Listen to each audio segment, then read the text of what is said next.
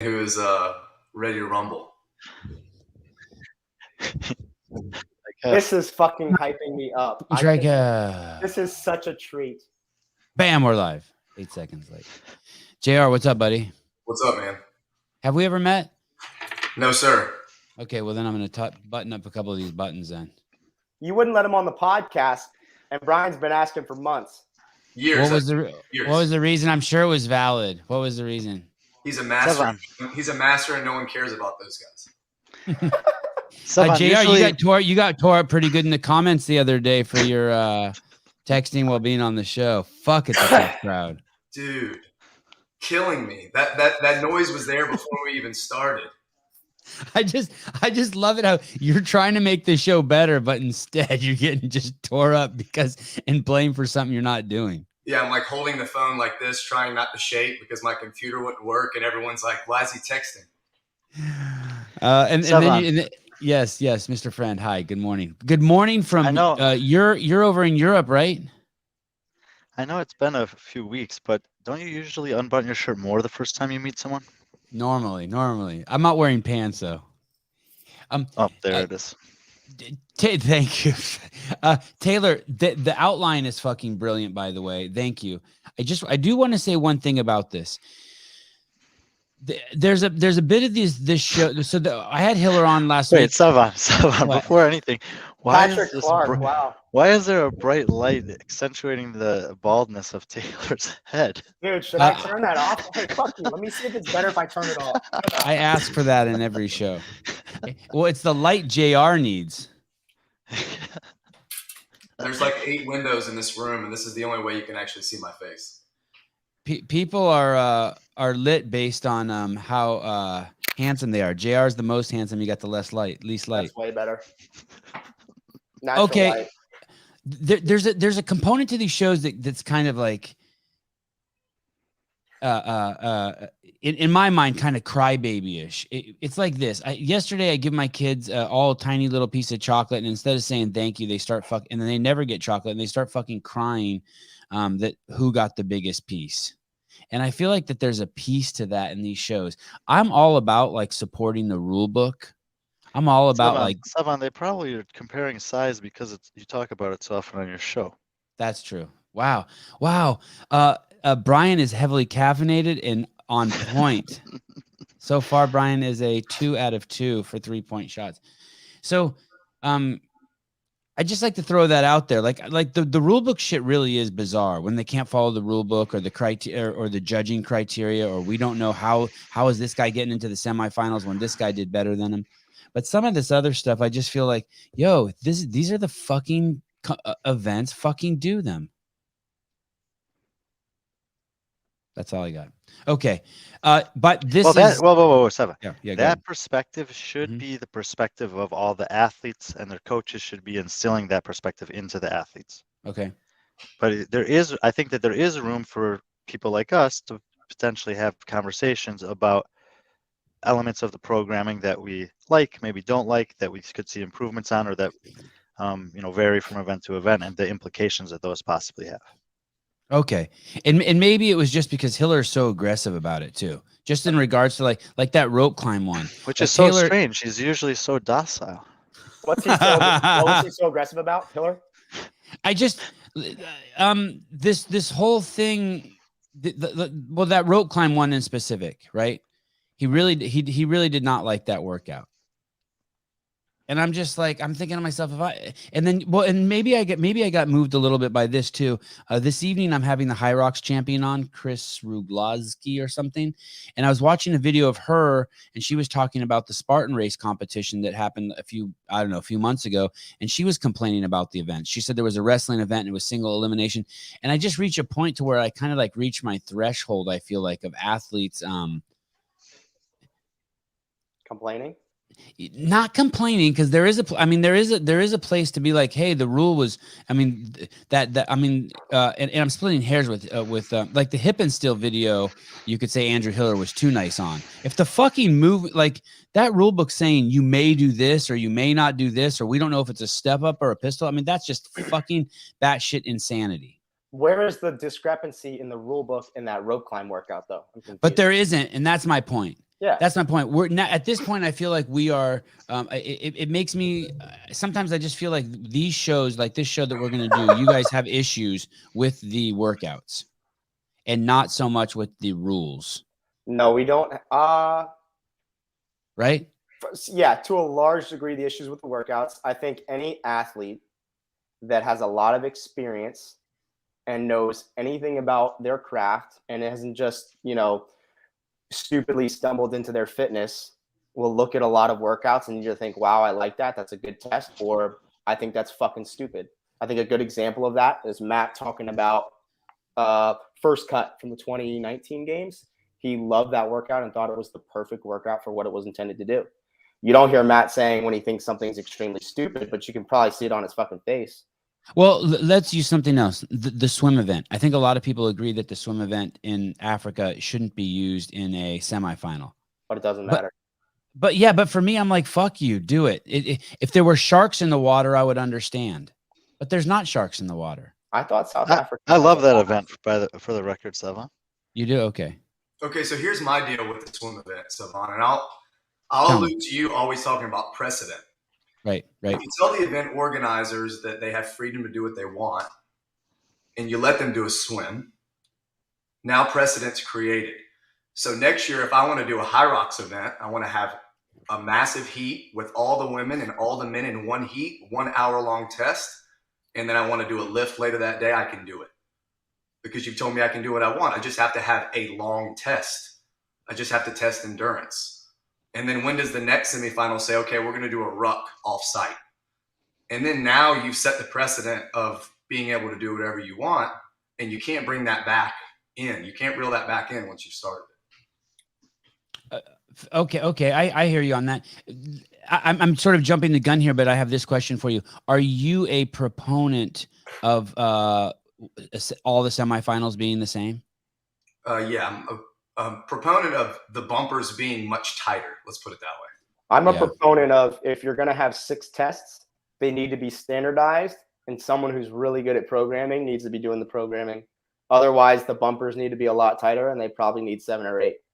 So Taylor wants his cake and to eat it too. Fair enough. And I want the rule book to be followed if there's going to be a rule book. Brian, what do you have any wishes? What do you think about what these two are saying? I think that there is an opportunity to rein it back in, and that's in CrossFit intentionally writes the rule book so that they have the freedom to loosen the leash or pull it back tight when they want to. But specifically for this year, something like the swim, I think what JR is saying is like valid. Like, yeah, what's someone going to try next year? Well, yeah, I mean, for sure, but the rules could be different next year. And there could, and as we know, there's often multiple iterations of the rule book within the same calendar year. And, what I don't know and what I would like to know is what kind of pushback, if any, the competitions do get from CrossFit when they submit their original workout plans.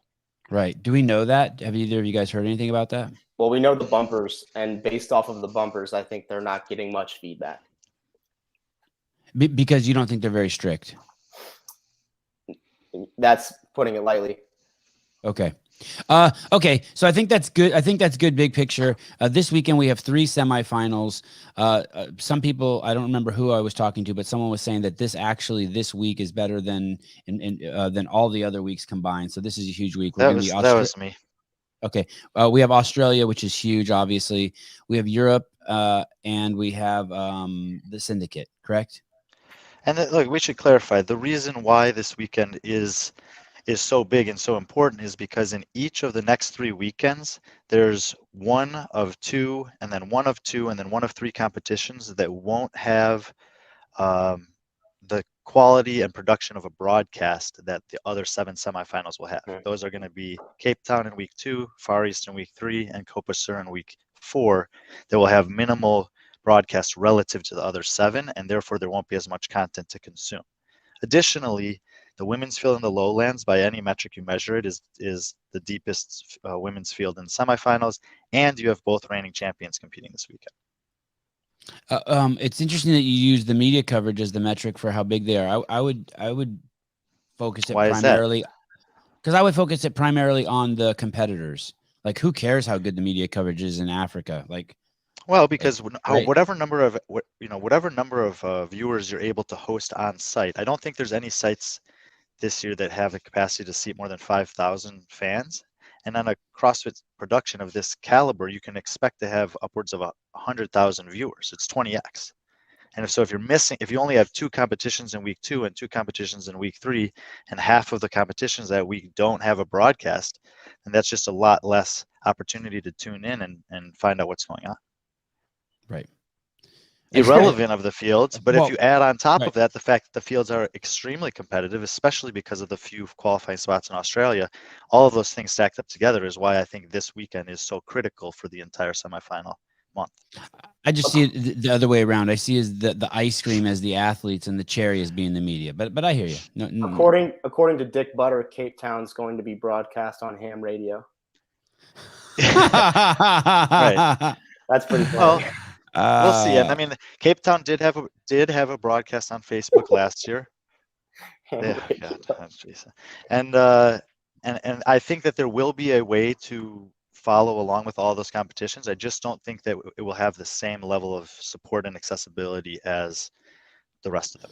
I think you also have to note that the quality of the broadcasting is not just what platform they're using, but the relevancy of the commentating, the quality of camera angles. Are we getting like a spider cam view, or are we watching one person work out for all 11 minutes?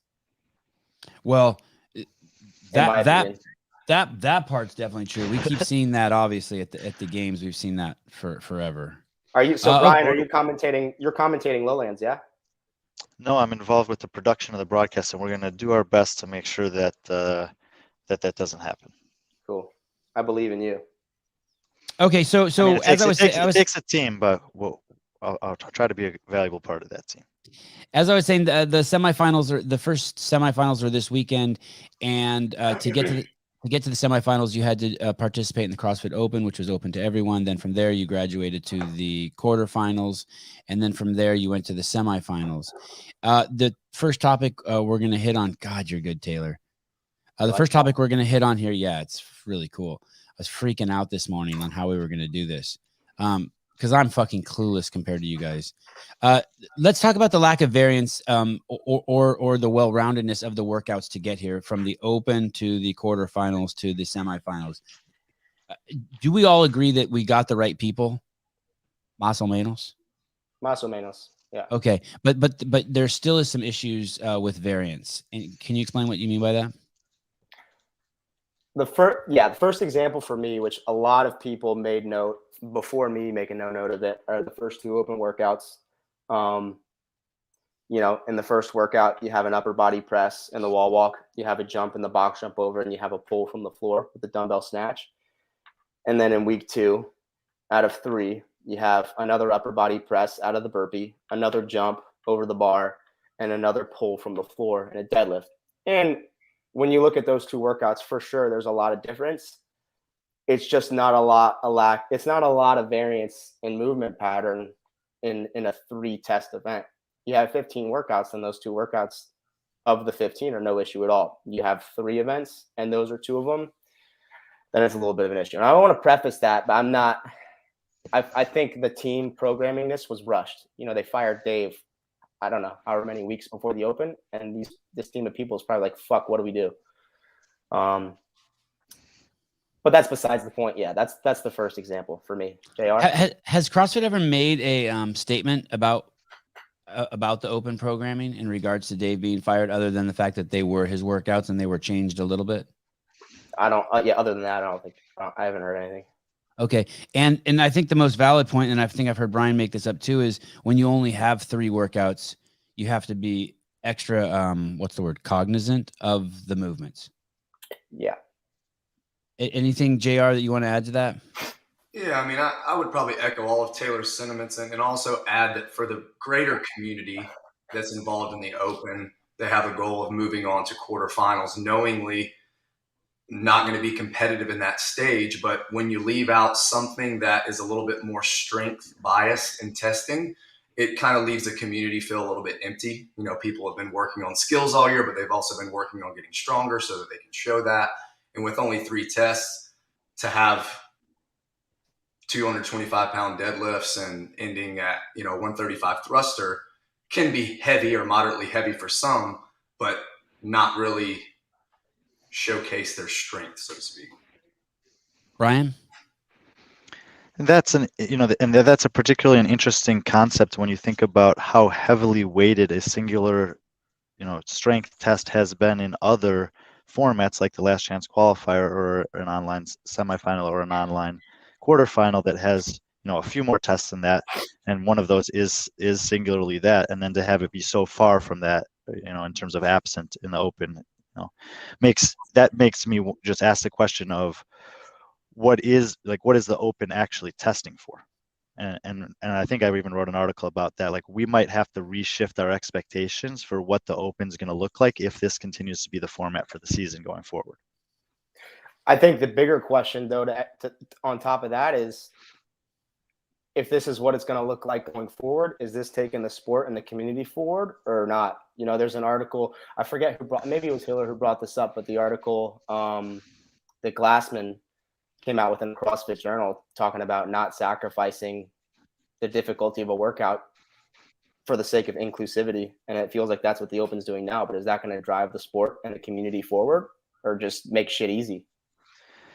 Look, Sevan, I don't know if you know how good JR is, but he's very, very, very good at CrossFit, and so is Taylor. And and I'm not relative to these guys. And those workouts were painful and hard for me. And they were, moderately heavy in the deadlift and pretty heavy. By the time I got to that thruster, I could only do singles. So there's a huge part of the community that is feeling the burden of those workouts in a different way than you guys are.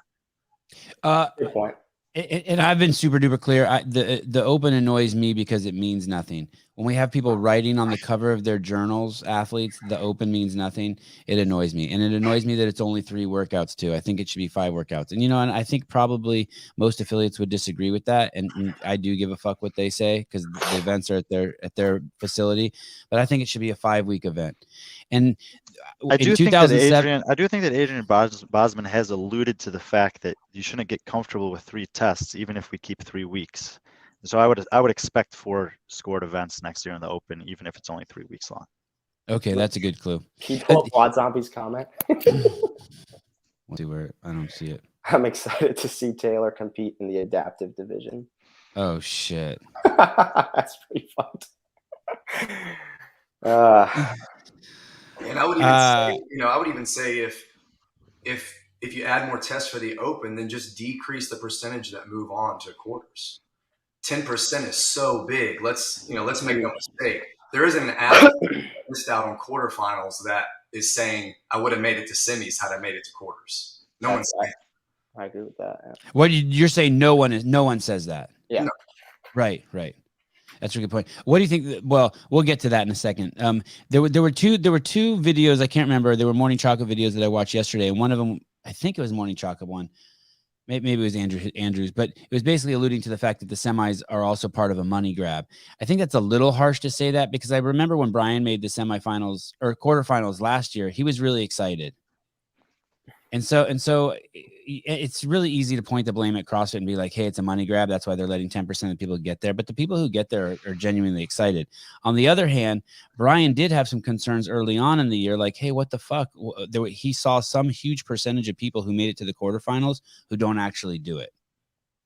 Yeah, but we actually were able to do a study and kind of narrow in on what percentage of each kind of demographic of that 10% participated in quarterfinals this year, and it was more more uniformly distributed than I thought. After the at the top there was a higher percentage, but once you got down to like the 3rd% through the 10%, it was fairly similar. So we have 2 threads going here. Whether the Open is what's best for the community and what it's best for getting people to for the community and to showcase their talents and what they worked on for the year, and what's best for moving on to the quarterfinals. This lacking the unknown and unknowable, is this part of the showmanship piece? What was missing? The leaks, the leaked workouts. Oh, right. I think the leaked workouts.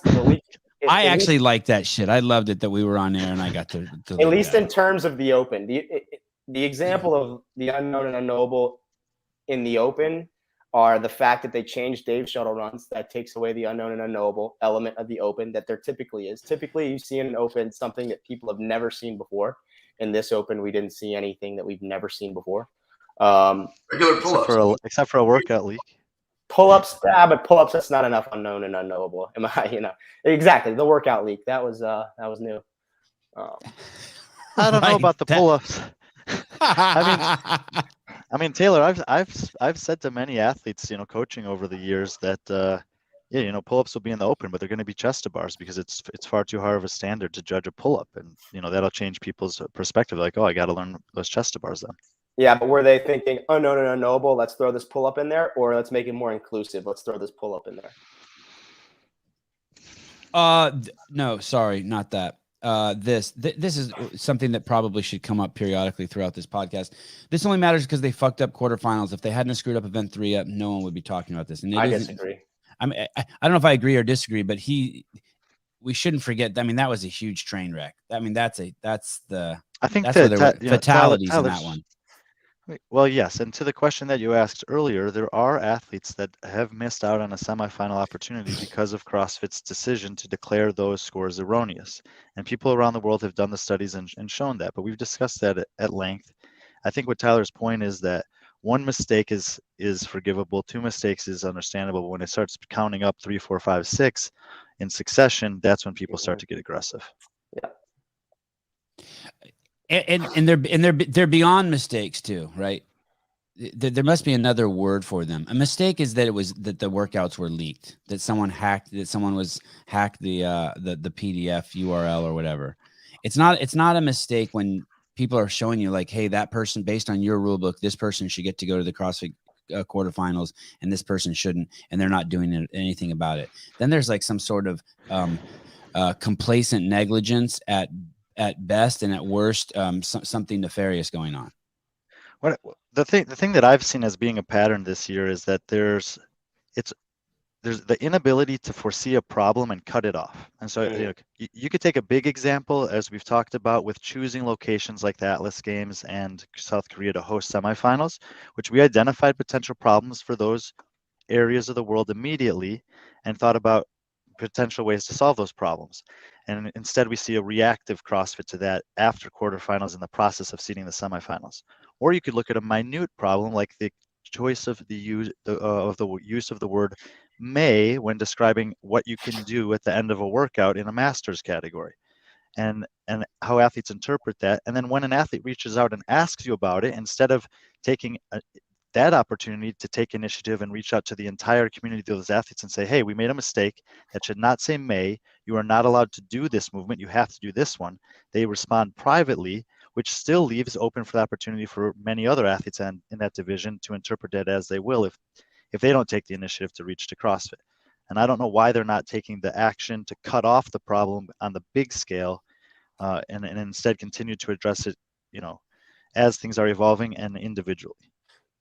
I can't even believe that's a real story, by the way. But it is. They're all real. I know. I saw it in the rule book. May. What do you think about that, JR? May. Yeah, I mean, I just think it's a shame that happened because it covered up some things in quarterfinals that, going back to what Taylor said, did bring a little bit of unknown and unknowable. I mean, if you would have had a year that had bench press in quarterfinals and had the other total, people would be saying it was the coolest quarterfinals year ever. Or because they did double overhead walking lunges. And no one assumed that movement was going to be in quarterfinals. People have been asking for shuttle runs for years as a way to test running in the earlier stages. But because of that, ironically, due to the shuttle run, that whole mix-up, now no one's talking about any of the positives. It's all about how to That's a good point. The May thing is just fucking. Some of these stories are just crazy. Okay, and to finish this up, do you have any speculation why we're seeing this this year? Is it because of change in leadership? Is it because someone there is lazy? Is it because things were rushed? Was there a natural disaster? Do you have any speculation on why we're seeing this? Maybe it's always been happening and we never noticed it before. I would like to use quarterfinals as an example, but I think it's 100% the leadership issue. I'm sure that is a massive intangible that Dave brings to the table He knows he's a problem solver. I mean, that's been his job for his career, the entirety of his career. He solves problems, and he solves problems at a really high level. And I think, unfortunately, that was probably his creativity, and his vision, and then his ability to solve problems is what they removed when they fired him. And that's not. He also, to put it into context, it's not. I'm sure he wasn't grooming anybody to take his spot because they fucking blindsided him.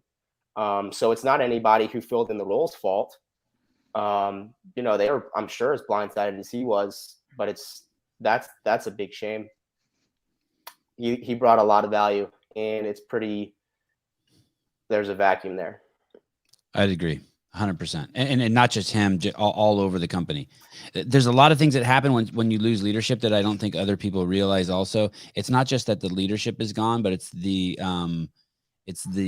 how it disrupts the pecking order and everyone's relationship. It disrupts everyone's relationship. I hate to use such a bad example, but imagine having a family and one of a family and you have 5 kids in it, and one of the kids dies. Like, it's not just one kid died. A little piece of everyone in there is just fucking destroyed. And to use quarterfinals as an example of that is Dave talks about all the time that as soon as the games are done, he's already programming the games for the next year. So as soon as quarterfinals are done from last year, I'm sure he's programming quarterfinals for this year. And I'm sure that the guys who are filling in for him are feeling the pressure to not just take the workouts that he wrote and use them. And so they're put on the spot, and what do they come up with? Kind of the same workouts as last year. And if you look at them side by side, it's not, it doesn't look good. Yeah, there is a war room at the ranch. That's in constant. I've been there. Yeah. Okay. So you know that room, the one where all the guns A very are in the long safe. trip. Yeah. One of the rooms where all the guns are in the safe are that war room is not everyone's allowed in there, and there were events there for the next 5 years being programmed for the games and for all sorts of shit. So the walls are covered. Okay. Is there anything you want to say? Any speculation you have, Brian, on that, on why this happened? What we're seeing? I'll just defer to the CEO. All right, cool. And Mr. Howell, JR, what year did you find CrossFit? Did you cross paths with CrossFit? 2012. And you run an affiliate? Yes, sir. CrossFit Crash. CrossFit Crash. And your Instagram account is private? It is not. Oh, I thought I put in a request yesterday. There was a hacked one. There's a hacked one that's private. Oh, okay. All right. Fine. I'll defer to you. Do you have any thoughts since you've been watching this since 2012? Do you have any thoughts on what we're seeing? Is this something that's always been going on and we're just cleaning house a little bit? Is this new? No, I think this is it's a new era in what we're doing right now. Right? We have people like you that can magnify all the things that people walk around and maybe just think of by themselves. Okay. So they don't have to say it, and then they start to hear it and they think, yeah. This is a problem, and so everything is just magnified. Okay, fair enough. I like that. Give us credit. Taylor. So in number 2 here, there's some examples. Open 21.1 and 21.2, and you made a slide. I'm going to try to pull that up. Is that what we want? Yeah, the quarterfinals workouts side by sides. Is this it? Good. I was afraid these were going to be like stick figure drawings, like the last diagram. This is the wrong slide, though, right? No, this is the right slide. This is 20. These are quarterfinals events, and we've taken event 1 from 2021 and put it next to event 1 from 2022, and you look at them side by side, and it's dumbbells, strict handstand push-ups, dumbbells, handstand push-ups, dumbbells, handstand push-ups. And there's some difference in the modalities, but the movement pattern in terms of the dumbbells, but virtually it feels like the same workout. Or it feels like, hey, can I copy your homework, but just change it? Wow. It's that obvious, I mean. Wow. Yeah, and the same can be said for event 5. For all of them. Go to event 2. Wow. Holy shit. And why do we care? Who cares? Why do we care? Well, in the years past, there's a progression in the sport from year to year. There's unknown and unknowable. There's variance. That's the core of CrossFit methodology. And right here, you're looking at these workouts, and there's no variance, and there's no unknown and unknowable. I mean, to me, to add insult to injury is, event 1 are the same movement patterns as event 1. Like, at least make one of them event 5. Make the order different. I mean, that's kind of easy to do. Yeah, I don't know. Like, it's almost obvious what went down. Yeah, that's speculation, but it's just yeah. Haven't they in said? particular, you know, obviously these two workouts both have handstand push-ups, and I think handstand push-ups is one of the movements that it's really easy to have a natural progression over the course of the season.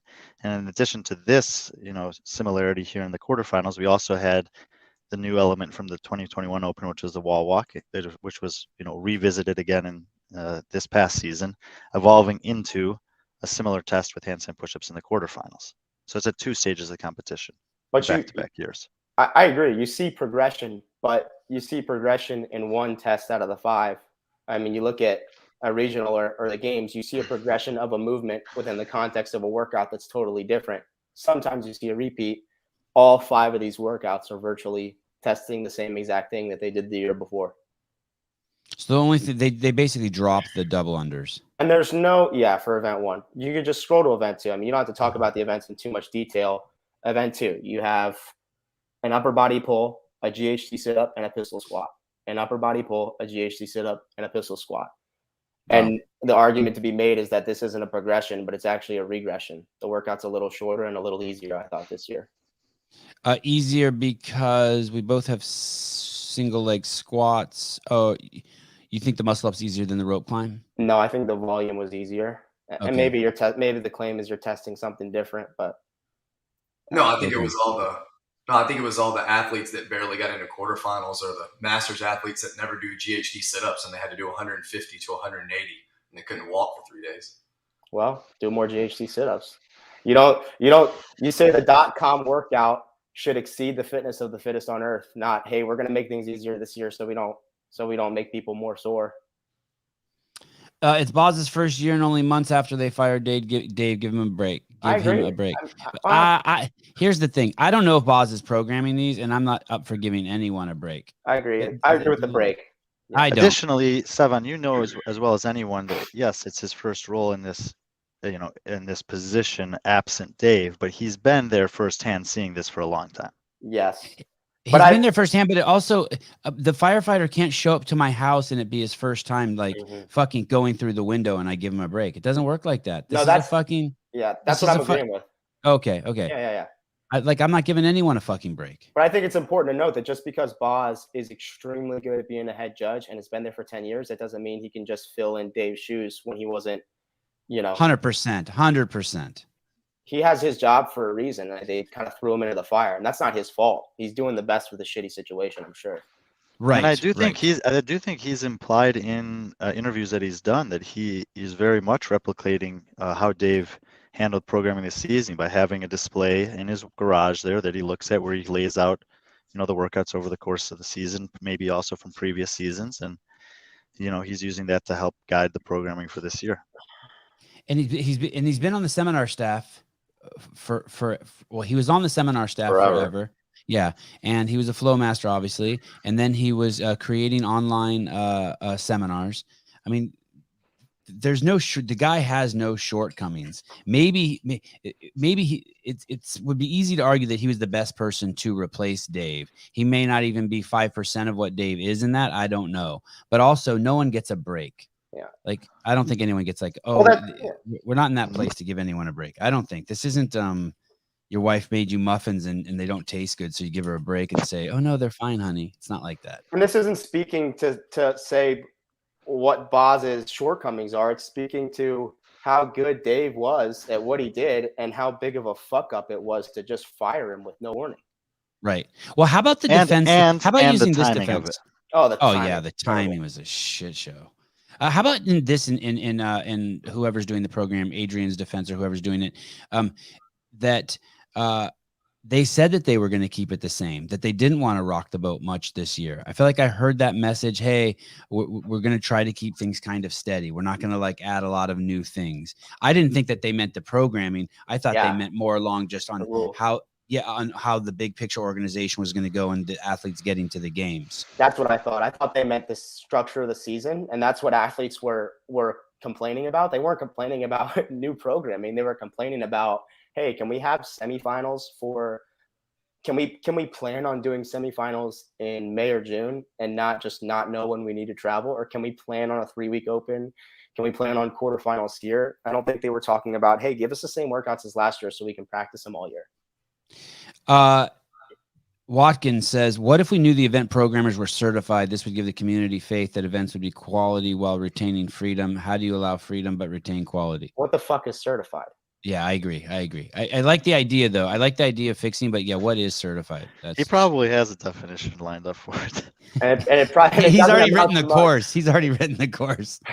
Glad you asked. Look at this workout. And this one is a case to be made that it's a bit different, but you still have event 3 for 2021 has wall balls. Event 3 2022 has wall balls. Event 3 2021 has a monostructural movement. And same for event 3 in 2022. And there is a new element in the run, but you have a wall ball and a monostructural and a wall ball and a monostructural with the added rope climbs, which didn't really matter. I think your case is really strong. What did you say? That basically they've copied the homework. I still am not sure why it matters, but it is funny. There's a comedic element to this. Well, it matters just because it deviates from CrossFit's core methodology, and it's not a progression of the sport. It's not advancing the sport. It's not making things better. It's like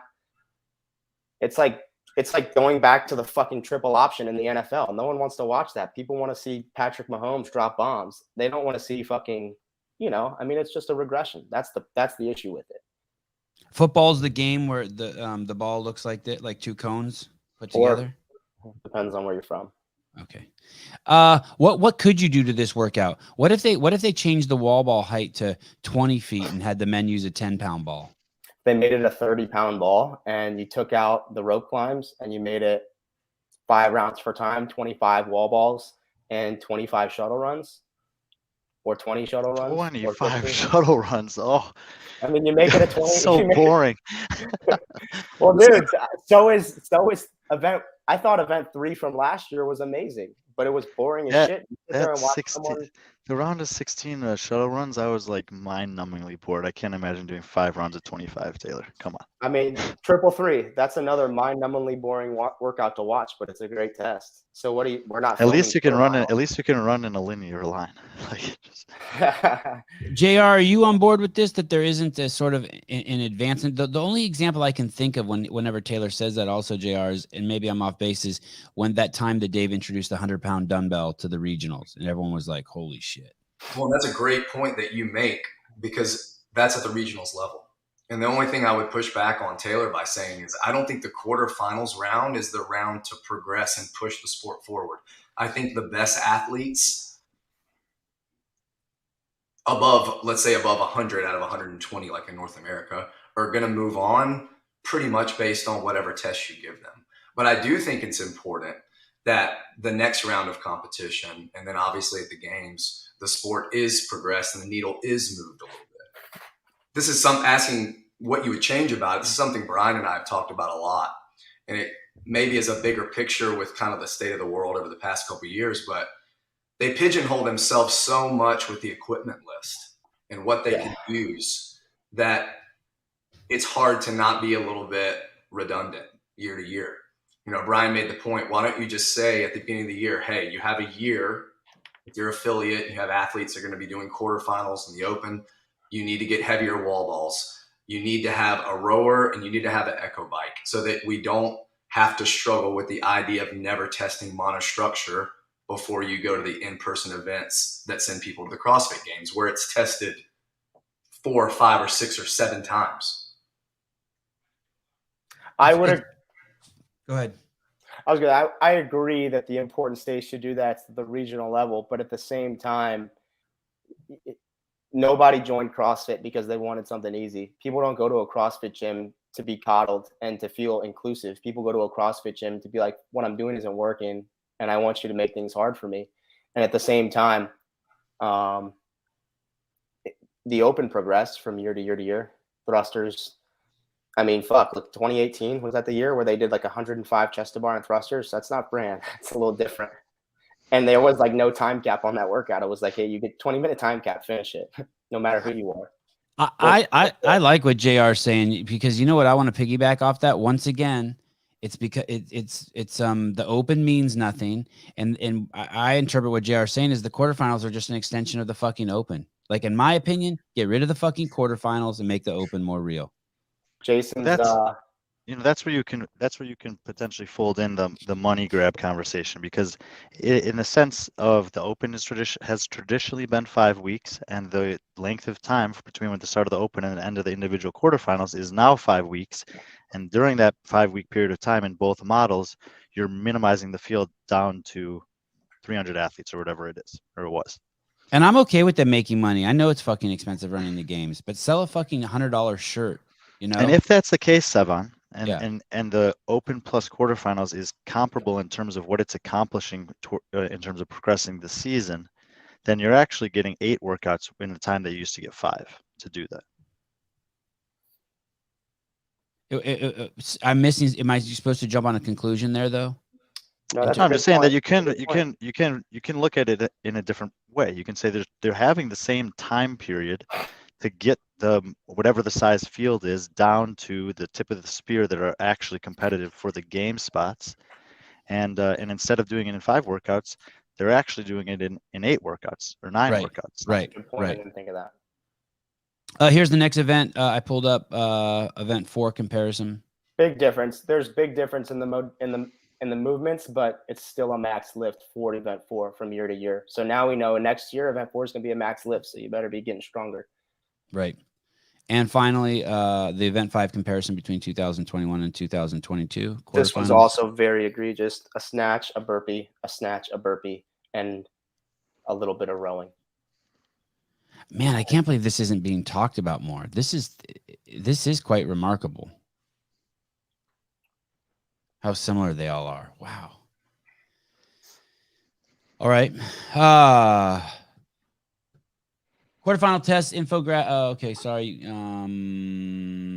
So that brings us to what we talked about earlier about the God. This is good, Taylor. Thank you. Saving the show. If anyone has never watched 2018 Trolling the Leaderboard episode 2, the CrossFit Open Week 2, you should go back and watch it, because Sevan's response to Taylor's layout here is eerily similar to what he did that day 4 years ago. Why did you give me one that day? Yeah. It was the first. You just printed off my notes from Instagram, basically. This and is you go, so I don't know good. who this guy is, but we're going to use his notes. And you're like reading me, like, oh, this is great shit. Oh, next point. Here we go. I'll be right back. 4 years later, same thing. While Taylor goes and takes a pee. And this is just the opinion portion of this. I mean, he has it so well organized, these notes. Do we want standardized programming? Is that what we're looking for? For semifinals? For sure. First, yes, for semifinals. Man, I really wish you wouldn't have left before that question. Yeah, that's a good one. He'll be back. He'll be back. JR, do you have an opinion on that? Yeah,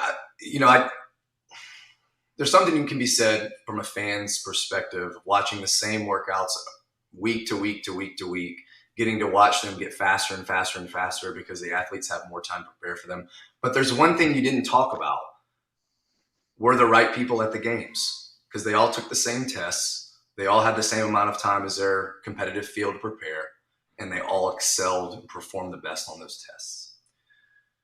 What I think you're seeing this year, with the freedom to program the way you want, and then also being given 2 standardized workouts, in my opinion, the event organizers are kind of hamstrung.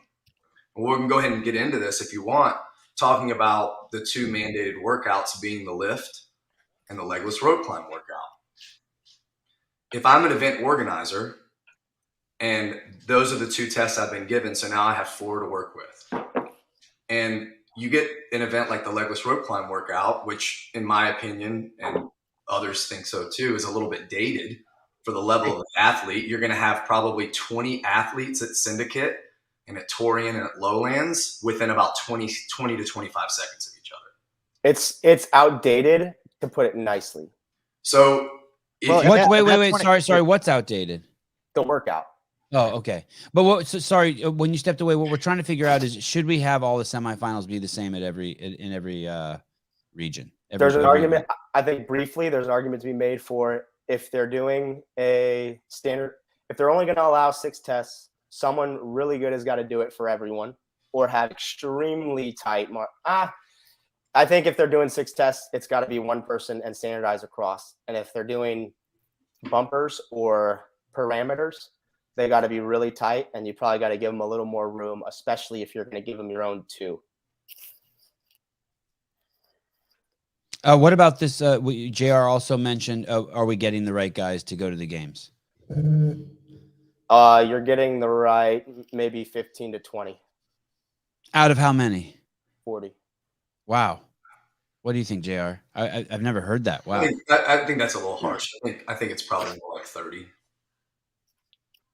Brian, do you have an opinion on that? Well, yes, but part of that question also goes to what is the process for determining how many spots come out of each continent to go to the games? Because in the current format, and I've written about this last year and also again this year, there's no room for there's no way to improve the number of spots that you have in a continent unless your open registration goes up. But that's another example of CrossFit failing to think forward, because what's going to happen if next year 100,000 Chinese people sign up for the games? Are they going to then get 15 of the 40 spots the following year? Yeah. What if that number is 1 million?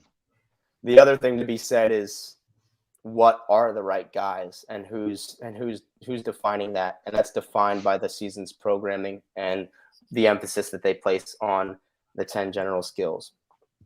Which ones are more important? It opens up a whole bag of worms when it's getting more and more complex the further we dig into it, right? Are they the right workouts? Are the regions in the right area? Are the pools of number of people we're taking from each region adequate? Well, yeah, there's definitely a lot to consider, but you can simplify it. So I'm not entirely sure why they've chosen to make open participation the end all be all for game spots by continent. I can make assumptions, but I don't definitively know.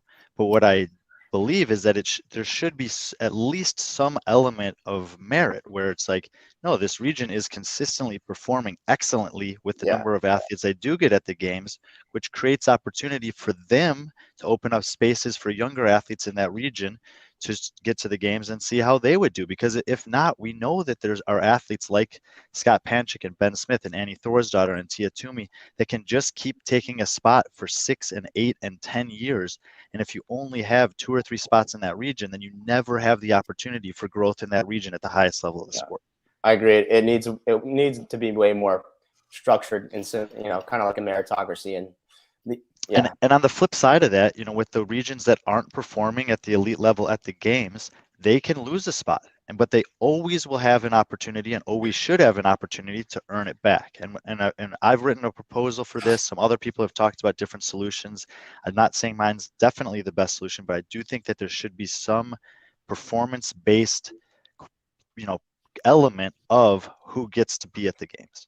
I don't know if Brian has always said it the same way, but for the first time, I've heard him talk about this, a dozen times. And for the first time, it hit me. Well, maybe this is the second time now that it's hit me really hard. That's just because I haven't slept in 40 hours. Oh, well, you nailed it. And I want to give an example and help me out here, because I know I'm going to fuck it up. But the example he's talking about is just so classic Australia. Tia deserves to go, and she's going to go every single fucking year. And then who goes second from there? From that touring pro, Cara Sanders deserves to go, no doubt. But then there's other fucking amazing. And how many go? 3 girls go? 3. And so we've already lost. What was the problem in Australia was not accentuated last year because neither Tia nor Jamie Simmons competed there. Yeah. So they didn't take 2 of those spots. So you had Cara, Ellie, and Laura Clifton. Well, if you don't know who Laura Clifton is, that's because she chose not to compete as an individual this year, because she knew she wouldn't make it against the caliber of athletes in that field. And so did athletes like Marnie Sykes and Madeline Schelling. They're all competing on teams. Their teams are good, and their teams might do pretty well at the games, actually. But they're just eliminating themselves from the individual competition, because CrossFit has all but eliminated their chances to make it, because the top females in that part of the world are some of the top females in the entire world. Yeah, and the problem is, and the reason why this matters is because Australia has a rabid, super duper active CrossFit community. Seven. And it- Almost every other semifinal is struggling to sell tickets, and they have sold out their event weeks before it started. That's fucking crazy. And so if you want growth for the sport, the communities like that should be rewarded. I mean, I Yeah. really feel it and see it right now. I mean, And it's open it's insane. participation is not the way to reward them, because just based on No. population percentage, they're never going to match North America. Yeah. But yeah, and then the same thing. You look at Iceland; like they should probably have their own semifinal. Right. Yeah. Not literally. That's an exaggeration. But I know what you're saying. It's the same thing this too. This is actually a good point. So there can be a place for open participation to influence parts of the season, and one of the ways that could potentially happen is if you award semifinals based on open participation. So as Europe is creeping up and having more and more open participation relative to North America, give them a third semifinal, keep 30 athletes at each one, increase their total spots at the games to 12, and just have 4 qualify from each event. So you get an extra semifinal event, which is an extra spotlight on Europe. You get 30 more athletes in the men and women's field in Europe competing in the semifinals, and they each get 2 additional spots at the games, which based on this data and statistics, over any period of time that you measure it, up to probably 7 or 8 years ago, maybe even 10 years ago, they've earned those spots. And you have to take away from Africa and Asia to do that, I think. And Until even though they have an Africa athlete only that can yeah. they will always and always should have an opportunity to get there. That's why I think you should keep something similar to the last chance qualifier. Mhm. And then once they get to the games, if they do well enough, then they can earn a spot for that continent guaranteed the next year. Yeah. I don't know. I think you let the ass athletes go too, and you don't reduce it because that could piggybacks on what Brian's saying about growth. We need more top people to jump on the bandwagon with to get growth in those regions, especially places where it's easily justifiable, like Australia. Over the last 4 or 5 seasons now, we've had like a different iteration every season of qualification process to the games. Yeah, and in every process that's come through, no one has been able to emerge in Africa and beat Jason Smith. And he's 38. And if he wins again this year, it's like, how many times are we going to give him a chance? And whatever the reasons are, this is the games. They should always have a semifinal. They should always have an opportunity for their athletes to get there and excel and grow and get that experience. But if they can't compete at the games, then they shouldn't be at the games. Word. JR, do you want to get the final word on this? Yeah, I mean, I think this can lead into the discussion of the standardized workouts, the 6 workouts. Is it the right way to do it? That's where we started this and saying, are we getting the right athletes to the game? But at the end of the day, that's the only question that matters, right? Oh shoot, is that? I used to be that used to be my big backstop too. Are we getting are we crowning the fittest? You're saying at the end of the day, even at the games, did we get the right guy at number 1? Well, it goes back to what are you defining as the fittest? Because at the games, you're defining the fittest. You have 15 events. Most of them are CrossFit, and you're doing enough unknown, unknowable, a few single modality things, and you're saying, yeah, this is the CrossFit games. And then you go to a semifinal, and one of the 6 events is a single modality, and that's 100 points out of 600 points. It's less importance on CrossFit. So I think the most important thing is, are you getting the right people there? But that goes to ask, what are the right people and what emphasis is most important? And are we sticking to CrossFit's roots? That's an interest. Do you see that distinction, JR? Maybe the same way I am. I think you're saying, did we get the right, if I heard you right, did we get the right CrossFit Games champion? And Taylor saying, no, we need to make sure we get the right people to the event. And there's a nuance there that's different. No. Right? Yeah, I'm actually more so saying what Taylor is. Okay. Yeah, Justin Medeiros is the fittest on earth last year. But there are a lot of guys at the games who probably aren't as – there are probably some better CrossFitters and athletes who are more fun to watch that didn't get to go to the games than some of the guys who were there, unfortunately. But that's, do they care about that? Who knows? Hey, those headphones Brian are using are amazing. How much do they cost? I need a pair. Those guys walked in the room. We didn't even hear them. We can't even hear those dudes, Brian. That's because if I do this, it mutes everything. Yeah, but even when they walked in, when you had it down, those have a noise canceling microphone also, correct? Yes, a guy who wears weird red collared shirts got it for me. I know. I wear this just so people in the comments can start fucking fire up their attacks. This is like I was trying to hold my tongue. I was going to privately request you never wear it again when I'm on the show afterwards. It reminds you of your days when you used to work at Target. No, it reminds me of those State Farm commercials. The bumpers. So basically what happened this year, for those of you who don't know, is that like I said, we went from open to quarterfinals to semifinals.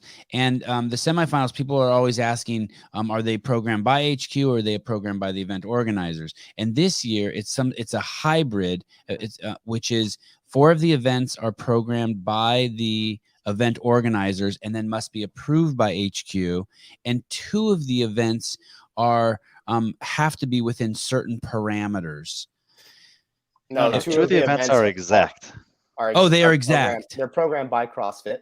Okay. The other 4 events are within certain parameters, and I don't know that the approval is necessary. I think it was more along the lines of do these parameters and whatever. There was definitely. Okay, let me give this one more shot since I fucked it up.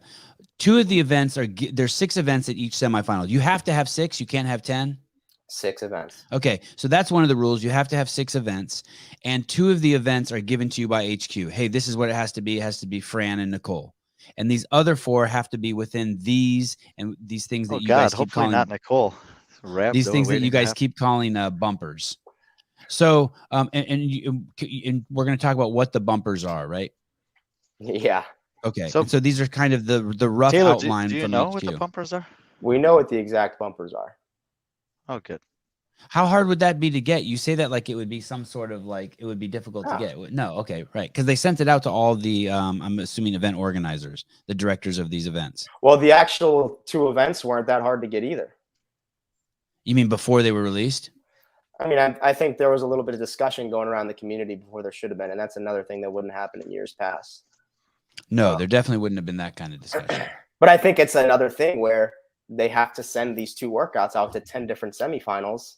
And so no shit word's going to get around. Okay. The CrossFit bumpers, 1 long, 1 short, 2 medium. Yeah. No, that's real? You're not going to expand on those? This is it. These are the bumpers, 1 long, 1 short, 2 medium. That was your kids discussing the candy links the other day. Right. And then it says 3 of the 6 events are sub 7. That wasn't a bumper. No. Okay, Seven. So I think Taylor dumbed it down maybe a little bit too much. I think you can look at the first. Well, I appreciate it, just so you know, Taylor. Now J.R. Howell is going to fuck this all up and say something smart. You can look at the first 3 weeks and kind of infer that as far as MWG, right, as far as a certain number of modalities per event, that was not given.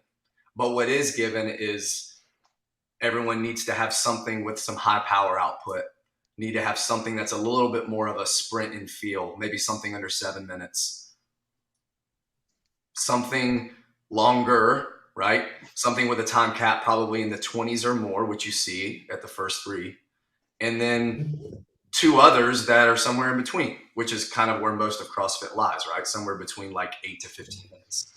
So if you look at one final and it's a quartet, right? It's syndicate, it's King Kong 2.0. There's 2 gymnastics, 2 weightlifting movements. If you look at Lowlands, right? That's kind of a sprint triplet chipper, right? With an echo bike, a bar muscle up, and an overhead squat.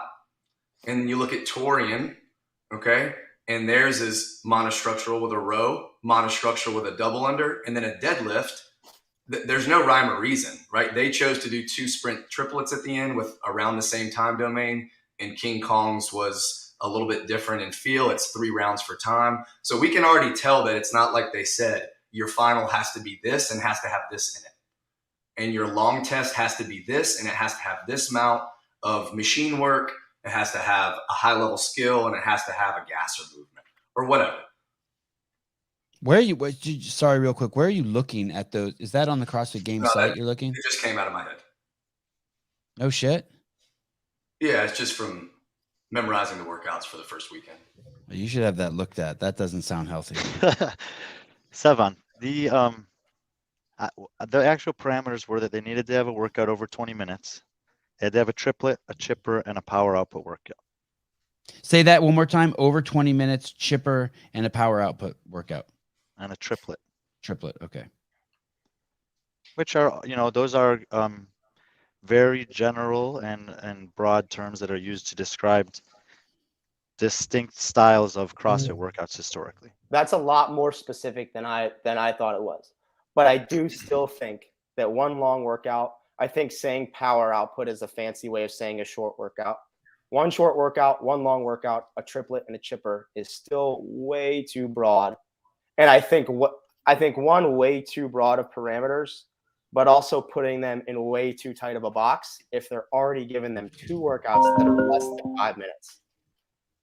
Well, and I mean, let's not try to make it seem like they're going to be 2 different workouts. Most people are going to make the chipper the 20-minute workout. Yeah. Oh, those. Okay, I didn't realize. So those can be mixed together. Those aren't for the 4 different workouts. A lot of the events made the chipper the long workout. And I do know that there was a requirement to submit the workouts to CrossFit within a certain time frame, and then CrossFit had the opportunity to respond to those. I don't know if there was a back and forth, if they submitted them, got the feedback, resubmitted, et cetera, and I don't know exactly what that time frame was, but the workouts did have to be submitted to CrossFit at some point, returned, and then finalized. At least those 3 steps. To me, fittest in Cape Town swimming workout is proof enough that there wasn't much back and forth. It was kind of, do whatever you want. Why? Why do you say that? Because 1 out of 10 of the semifinals, I'm making an assumption because there are a lot of events that haven't been released yet, but even 2 out of 10 or 3 out of 10 or even half. We can say 1 out of 5 so far for sure. 1 out of 5 semifinals that have swimming and the others don't is a massive mistake. And that workout isn't a CrossFit workout. That workout is a swimming workout. All of those guys can lunge with a sandbag that weighs 100 pounds. A lot of them are going to suck ass swimming for 500 meters. And the person who's the best swimmer is going to win that event, without a doubt. Do you have an issue with the swimming workout, JR? No, I don't really. This is where I kind of disagree with Taylor. We agree on the fact that it seems like the only single modality test that's ever at the semifinals or regionals level is weightlifting. And we wonder why more oftentimes there isn't a single modality gymnastics test like 50 muscle ups for time, or there isn't more of like a triple release type event to balance that out. But if you're going to have 1/6 of the test be strength, and let's not just say strength, let's say strength under no fatigue, then you need to have kind of the opposite end of the spectrum. So where we disagree, though, is where he thinks that those types of tests, for the most part, the single modality swimming tests or swimming in a workout needs to be reserved for the games. And I always push back and say, why don't you want to make sure the guys that are going to the games can swim before they get to the games, and none of them can swim? Well, I agree with that. I just think that if you're going to do it for one, you have to do it for all 10. You can't say, oh, one event gets to swim, the other 9, you guys can all suck at swimming. Just because it's a little more of a niche monostructural skill? Well, yeah, I think it's something like a flip sled. If you're going to have it at one event, have it at all. Or something like, I mean, when they do that in or a torque tank? I don't like that as much. I love swimming and I love the flip sled independently. No, but I'm saying as an element. Like the torque tank is showing up at a couple of them, not all of them. Or but I've been saying the same thing about a ring muscle up or a strict deficit handstand push-up. They exactly, or a parallel handstand push-up or a pegboard. If one event's going to do it, they all, because it is so unknown and unknowable. It's not like a thruster versus a wall ball. Not much of a difference depending on the load. I think the torque tank is the antithesis of what competition should be. I agree with that. It's a fucking joke. It's how competition's about me against you, and we're rewarded for our effort, our strategy, our tactics, and that it's a. I did like this, that the Hiller did show that like there is the only element in the torque tank that offers that is if someone quits. Maybe but that's fucking lame, because then it's not in your control. It's if you do well or not. It's in the other guy's inability for being or the other guy being a pussy. I seriously cannot fucking believe that's in the in a competition. Maybe torque tank can change our minds. They send us a couple sleds and we use it and we get to try it as out. A training implement. Fuck, it might be the greatest thing ever. But as a competition tool, I don't see it. Hey, but wait, didn't they last year from week 1 to the Granite Games, Taylor, didn't they choose to put the torque tank in neutral and just add the D-ball to it so that you would be rewarded for effort? No, it wasn't in neutral. I believe it was on a 1 or 2 setting. Neutral is like pushing a red cart that you pull a kid around in. It's no resistance, and it's just like pushing a cart with wheels. The 1 or 2 setting is like a really minor amount of resistance, and I think they put the D-ball on it so that the tires wouldn't slide across the turf. I'll tell you about money grab here too. If there's anywhere to point out money grab, like I'm all for everyone making as much fucking money as they want. But this fucking thing, I think the only reason why this thing is in the event is because they're a sponsor. For because sure. and CrossFit, I think, is really hurting for sponsors. And I think the semifinal directors took the brunt of that. I think that they got their ass whooped. I think that everyone, if you are at one of these events and you, if you're at one of these events and you see the director, lift up your shirt and flash them, because they fucking, these guys are fucking He's heroes. talking to all the guys out there. Yeah, all the guys. If you got a 6-pack and you want to show the director, seriously, these guys are, the people putting on these events are fucking heroes in the community. It is nuts what the stress they're being put under this year. This is speculation, but I think it's a different reason that they went and sought out the torque tank, or the torque tank sought them out. And I think that reason is because of the complaints of like uneven turf surfaces and different lanes having different advantages. So they give you a sled with wheels and they eliminate. Yeah, but at semifinals, I mean, they're laying the floor with rubber. Yeah, I know, but well, then use a fucking wheelbarrow from Home Depot. From Rogue. Yeah, wherever. It's just fucking nuts. But Brian, final. I have something to say about the swim. Also, what do you think about the swim? Taylor says so. It seems like the argument here is Taylor's like, if it's going to be at one place, it needs to be at every place. JR is saying, hey, we need to know if people can swim or not before they get to the games. I asked around to some people I know who have some games experience, and they said swimming has no place. I agree. In the semifinals, period, anywhere, ever. And I think that person, that's a cultural mindset. You know, but do you have any thoughts, Brian? Who'd you ask? Orlando Trejo? Yes, thank you, exactly. And Roy Gamboa. I asked both of them. Yes.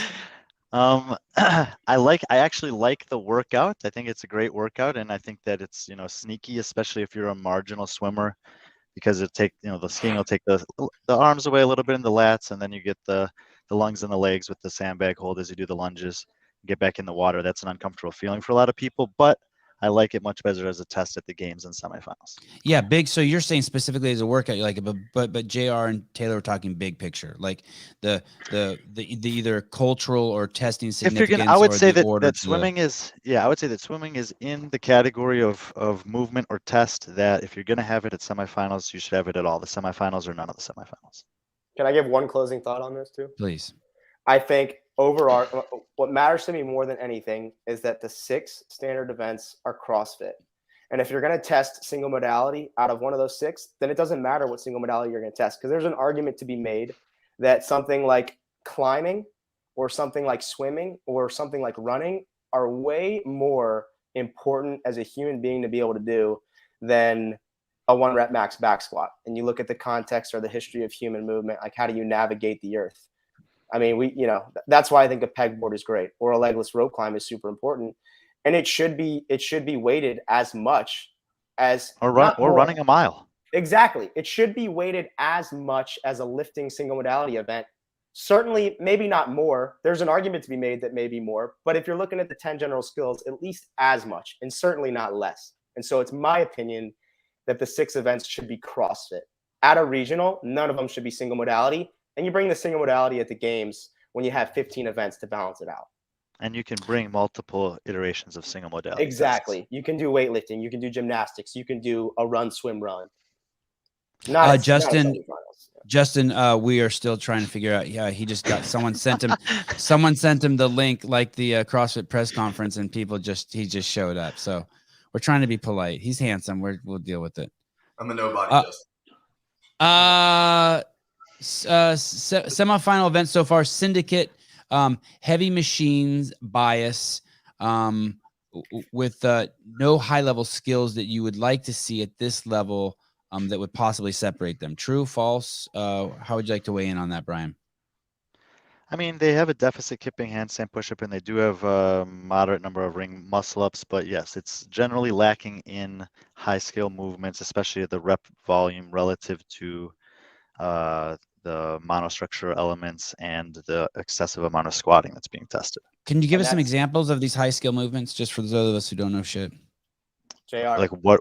Yeah, because this is actually a good segue into the standardized workouts. Because if I ask Brian and Taylor to name 5 high-level gymnastic skills, they're going to say legless rope climb, right, as one.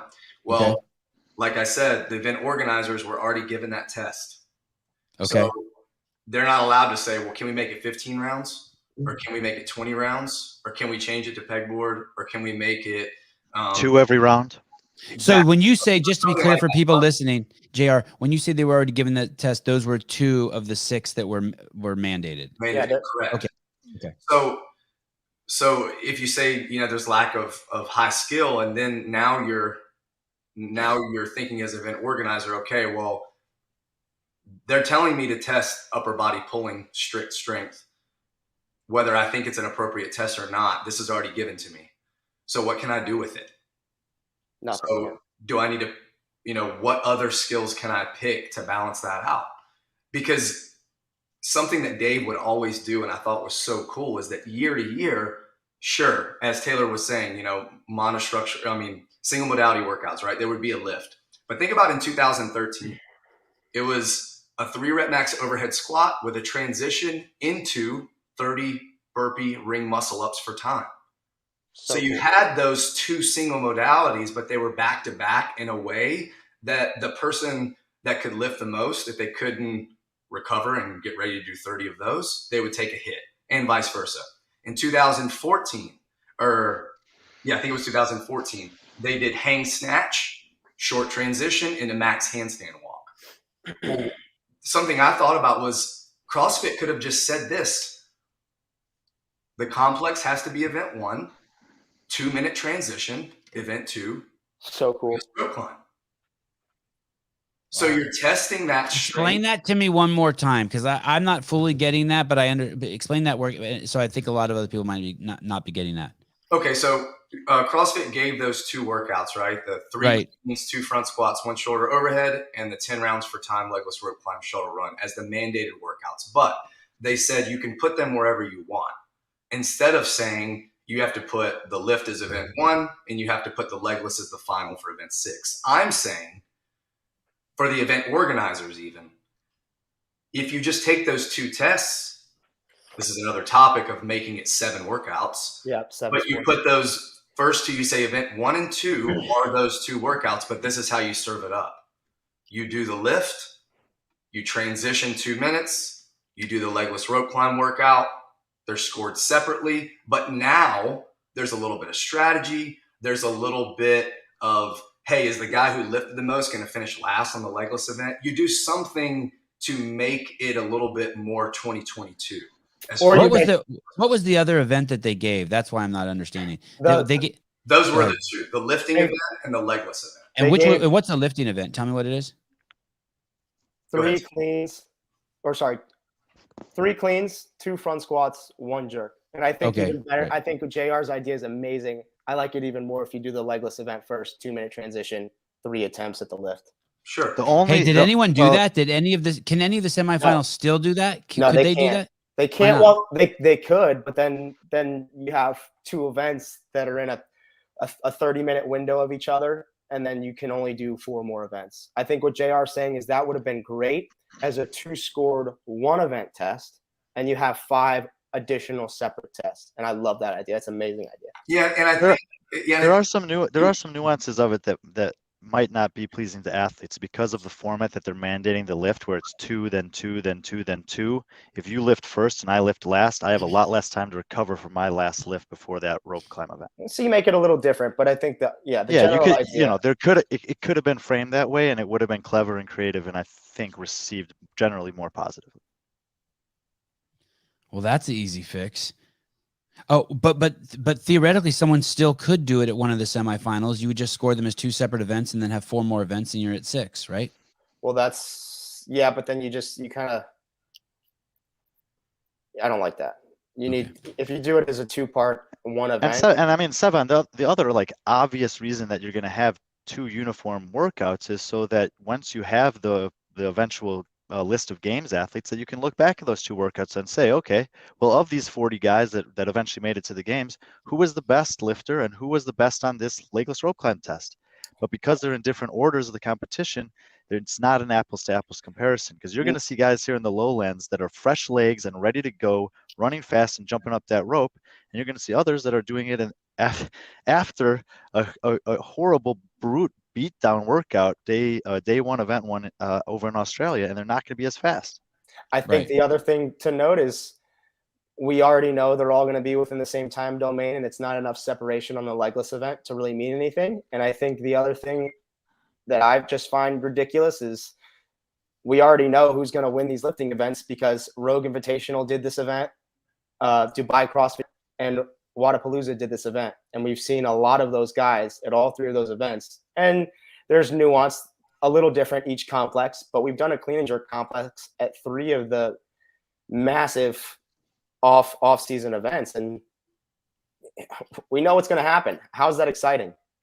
Griffin Raleigh's going to fucking crush it. Guy Maieros and Andre Houdet are going to be the only two people that I'm going to enjoy watching because they move so well. Everyone else, it's going to fucking hurt to see the re-rack. I mean, we know it's going to happen.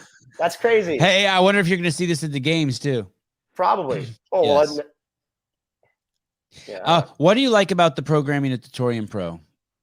I love the chipper. I like the chipper and the use of the axle bar. I like the interval event that they have. Axle bars at Lowlands too.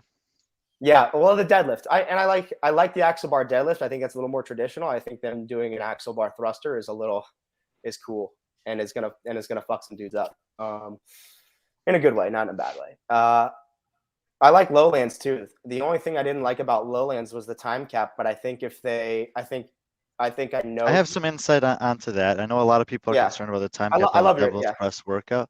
And basically, they wanted to program that workout that was going to be really difficult for most of the athletes to finish. So, and because of the way they have it laid out on the floor, you'll still be able to see, because everyone will get to that last set of Devil's Press, and then they'll have to advance every 5. So you'll still be able to see the story, unfold as the time cap hits for most of the athletes. And with that context, I love the workout in and of itself for sure. And I think BKG and Lazar, I think they finish it. I don't know about anyone else, but.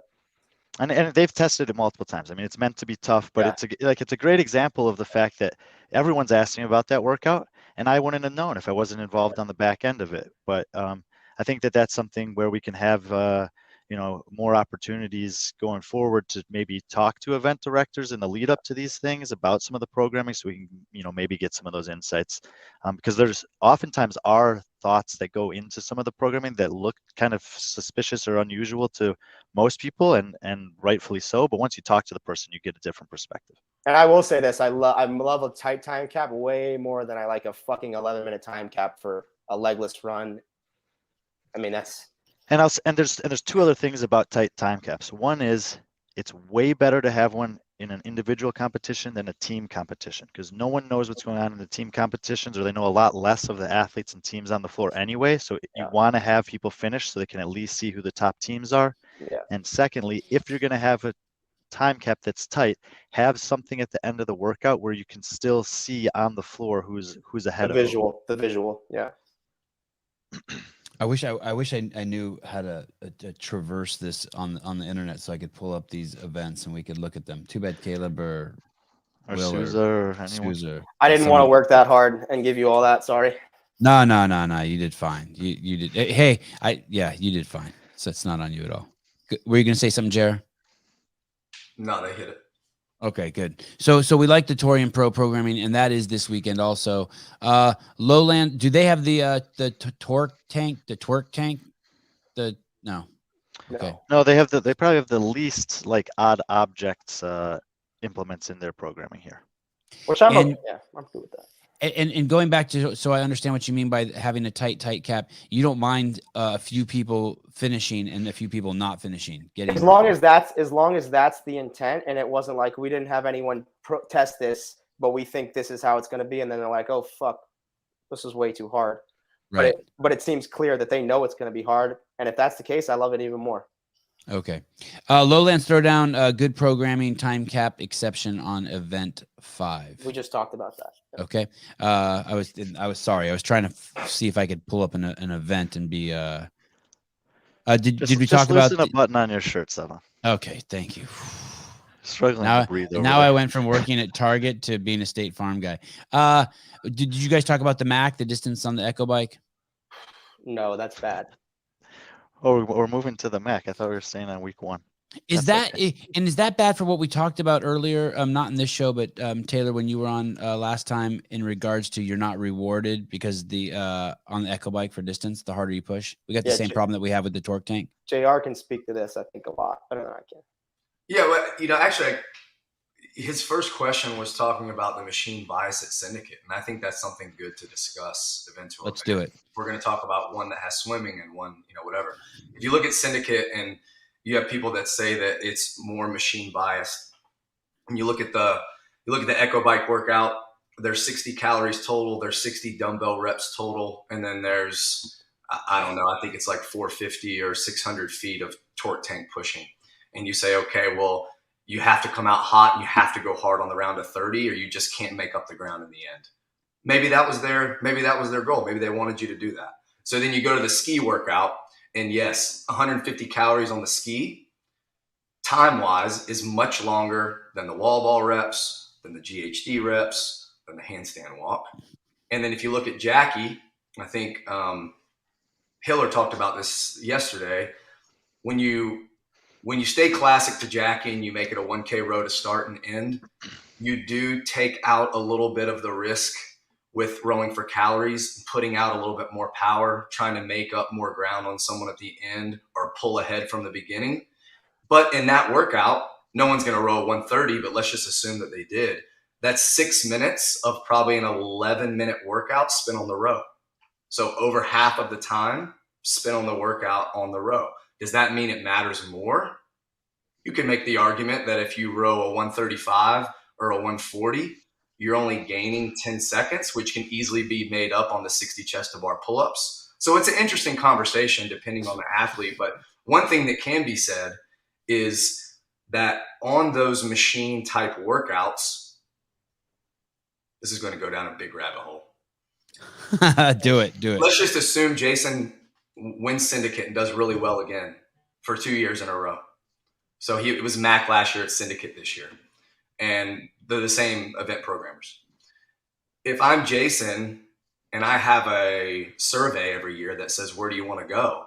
Why would you not say, I can only go to Knoxville, Tennessee? That's the only place I can compete.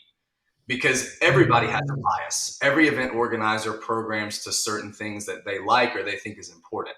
So if I know the programming is always going to line up to my strengths for someone that's known as the machine, why would I not always want to make sure that that's the place I go to punch my ticket?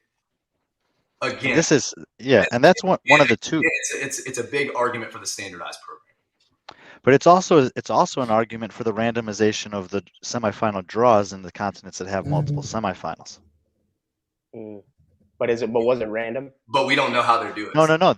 I'm saying it's an argument for why you should have it. Oh, okay, especially if you're going to have not uniform programming. It seems like the consensus, a lot of this would go away if there was uniform programming. If it was good uniform programming. Yeah. Fittest in But Cape Town. what also would go away is the opportunity to have these conversations and to analyze, the various workouts, programs, thoughts that they go into creating these events, competitions. Which would save CrossFit a lot of headache, I'm sure, too, at the same time. Well, and also this is also the testing ground for the games too, right? You get to see all of these different workouts being done. In a lot of ways, this is the most critical stage of the season because there's, this is where you're really narrowing in on the athletes that are going to have an opportunity to excel at the biggest stage. And you want to make sure that the test is good. You want to make sure that the test is appropriate and true to the principles that CrossFit has been upholding since the origin of the sport and the beginnings of what it evolved into. And like we talked about with the Open, if we're changing the direction there, then CrossFit needs to communicate that because otherwise it just looks messy. What do you mean changing the direction? Like when we talked about with the Open, if the intent of the Open has changed, then communicate to us that that's changed. Yeah. And if the intent of the season or the semifinals or whatever portion is different than what it used to be, then make it obvious because right now we're all operating under a certain set of expectations that was ingrained into us over a period of time, We deviated from it for a couple of years. We're basically back to it, only it looks a little bit different. And so that's why we're asking these questions, is because what we were used to in a similar model is not exactly what we're getting now. Do you think the CrossFit Games has ever crowned the wrong person? No. Oh, yes. JR? Per its own standards, yes. JR? In what year? I know what year Brian's talking about, and I agree with that. What year? 2015 women. Ah. In 2010, if you're going to say and back up the fact that Rich could not win or even podium if he couldn't climb the rope, how could you crown someone the fittest who couldn't do one pegboard? It's a double wow. standard. Oh, wow. Okay. I wasn't thinking about the okay. That is not taking anything away from Katrin or Ben. They played within the rules. Right, CrossFit right. created a double standard for itself. Okay, so that's, I didn't think you were going to go there. You're going by the rule books. I was going by the fact that you're asking about you also could say 2014 probably, and I think anyone who was really paying attention to the sport back then would say that Sam Briggs was lined up for a back-to-back championship run, and she just got the short end of the draw in the regionals that year with the handstand walking event that kept her out of the games that she probably would have won. I'm gonna pee again. Those actually weren't the two. I wasn't even thinking of any of those. I was thinking along the lines, if there was standardized programming, Graham Holberg probably wouldn't have won that year. Rich would have won. Because people would have known standardized programming at what event? Just in general across CrossFit.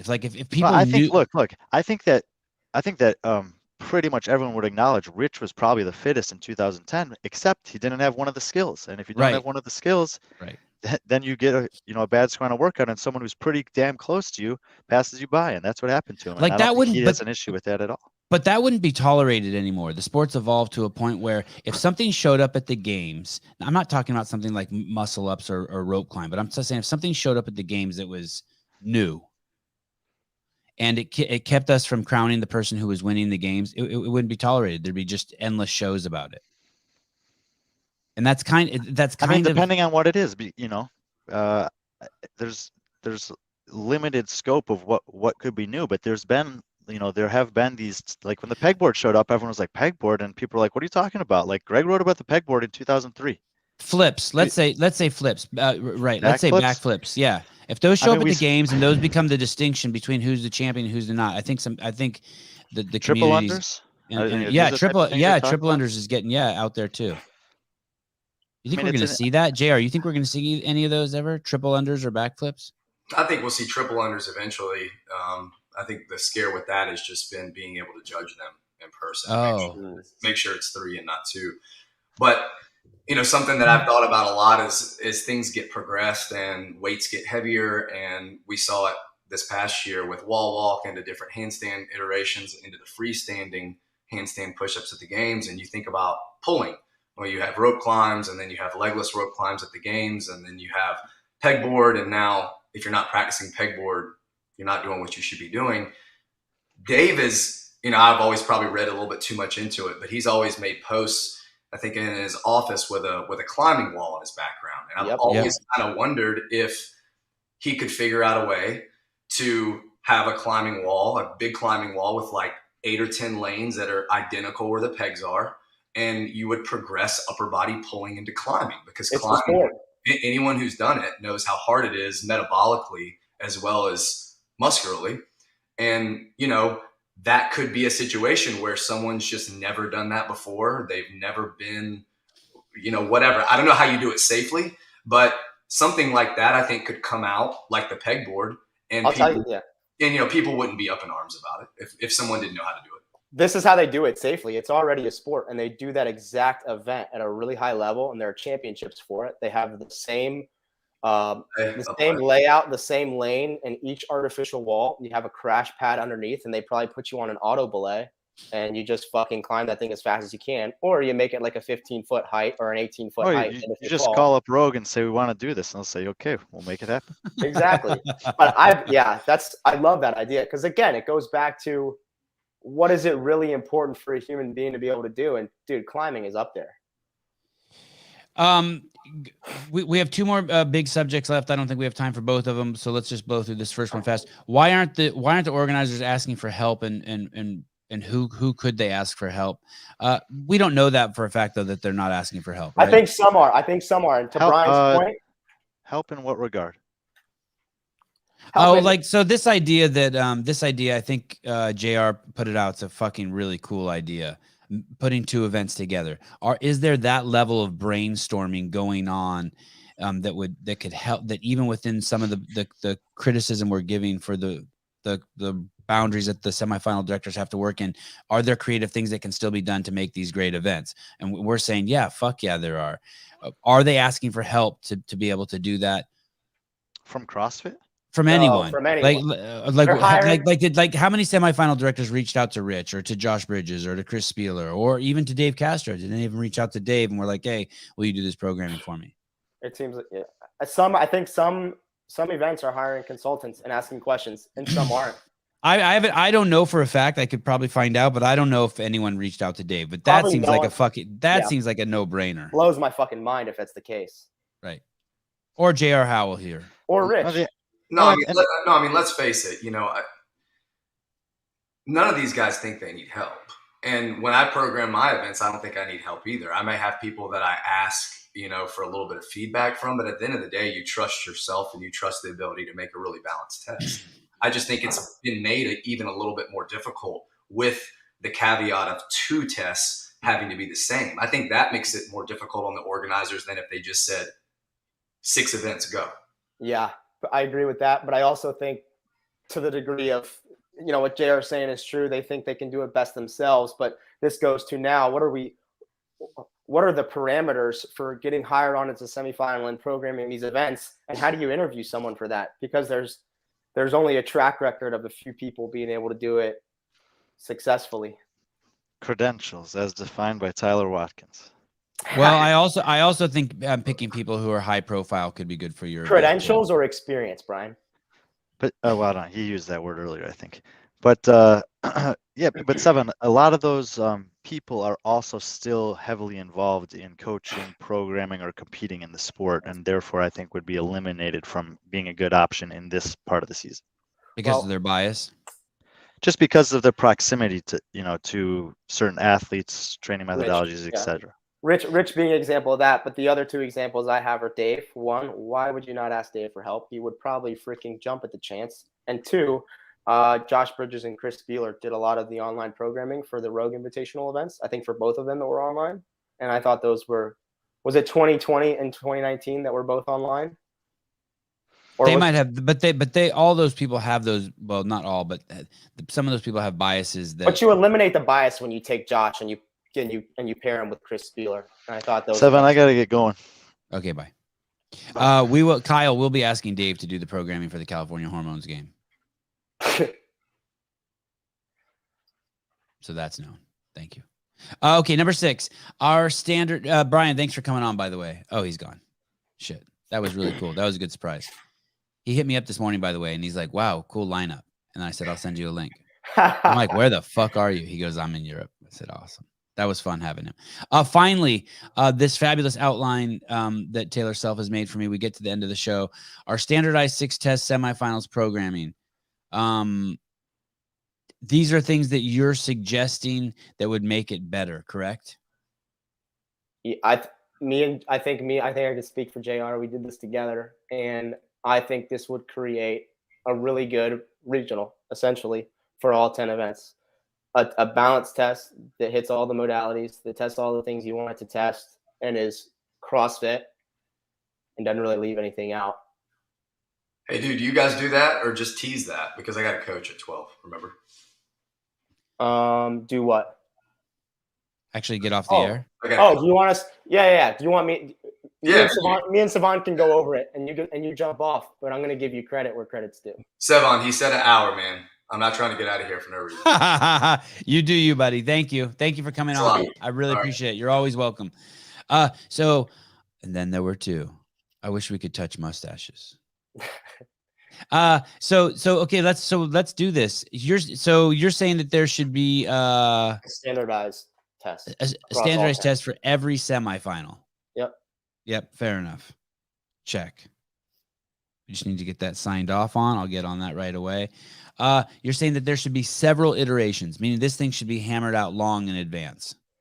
Yeah, we had me and JR. I did my own 6. He did his own 6. We sent them to each other. We talked about it, and we made a lot of changes. And we also did it in a pretty tight time frame. So it's not to say that it can't be done if you're rushed. But they should. Would you have the time to do all this if you were training? Is this just where you're putting your energy because you're not training as hard? Yeah, for sure. I wouldn't have the time to I wouldn't even want to think about this if I was training. Wow. It's amazing how quick you pivoted. Well, I'm at level 3 and I coach 3 classes a day, and I love programming. I love, like, I collaborate with my coach. He does most of my programming, but we talk so in depth. It's just about my training, though. It's not about how do we program for other people. So the other part of it is I obsess about, I've been an obsessive fan since I started CrossFit, obsessed with the sport, and I love it. I love everything about it. Do you program for anybody? I program with Andy, newly starting for a gym, and for myself with my coach. But no one's reached out to you. I'm working with one kid at our gym now, but no. I've had people reach out to me before, but it was kind of like I just don't have time to do it. Right. Fuck off. It's all not fuck off. Yeah, kind of. Fuck yeah. off. It's about me. Essentially, I guess. Yeah. JR is lobbying bomb suggestions. First, the transition break between CrossFit events, and now climbing workouts. Awesome. I know. And someone in there said that, like, you would have climbing but not swimming. Like, hey man, swimming, so climbing is, if you can do fucking 50 pull-ups unbroken, there's really, I mean, you climbing is the evolution. I mean, it's like, come on. Yeah. And human beings have needed to climb for far more and for far longer than they've needed to swim.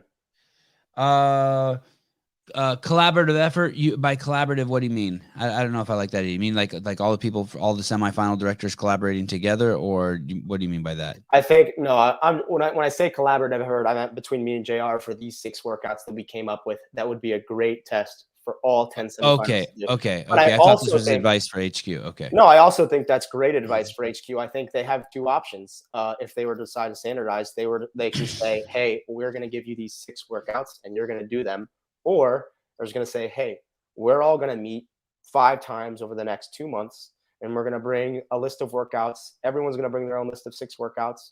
We're going to flesh things out. I mean, you could fucking for sure do this by committee, and maybe not everyone has an equal amount of say, but you would get so many ideas from that. I mean, it would be impossible for that to be a bad idea if you had someone who could manage that group of people. Yes, Laura Horvat did start in climbing. That's correct. Yep. Well said. Well pointed out. Balance test. You want a balance test? Aquatic ape theory. meaning not biased. When you say balanced, you mean a good number of high skilled movements, good number of machines, good number of time domains, just a whole. Yeah, it is biased. It's biased in the fact that it's CrossFit. Okay. So you're testing CrossFit in each event. And that's the only bias. Aside from that, the 10 general skills are pretty balanced. The volume, the time domains, the loading. Why no single modality? What is single modality, and why do you say none of it? Tell me what single modality is. Single modality is the lift event. It's one modality, weightlifting, and it's not tested in the context of anything else, which is not what CrossFit is. CrossFit is blurring the lines between strength and conditioning. It's equal representation across the 10 general physical skills. How about at the games?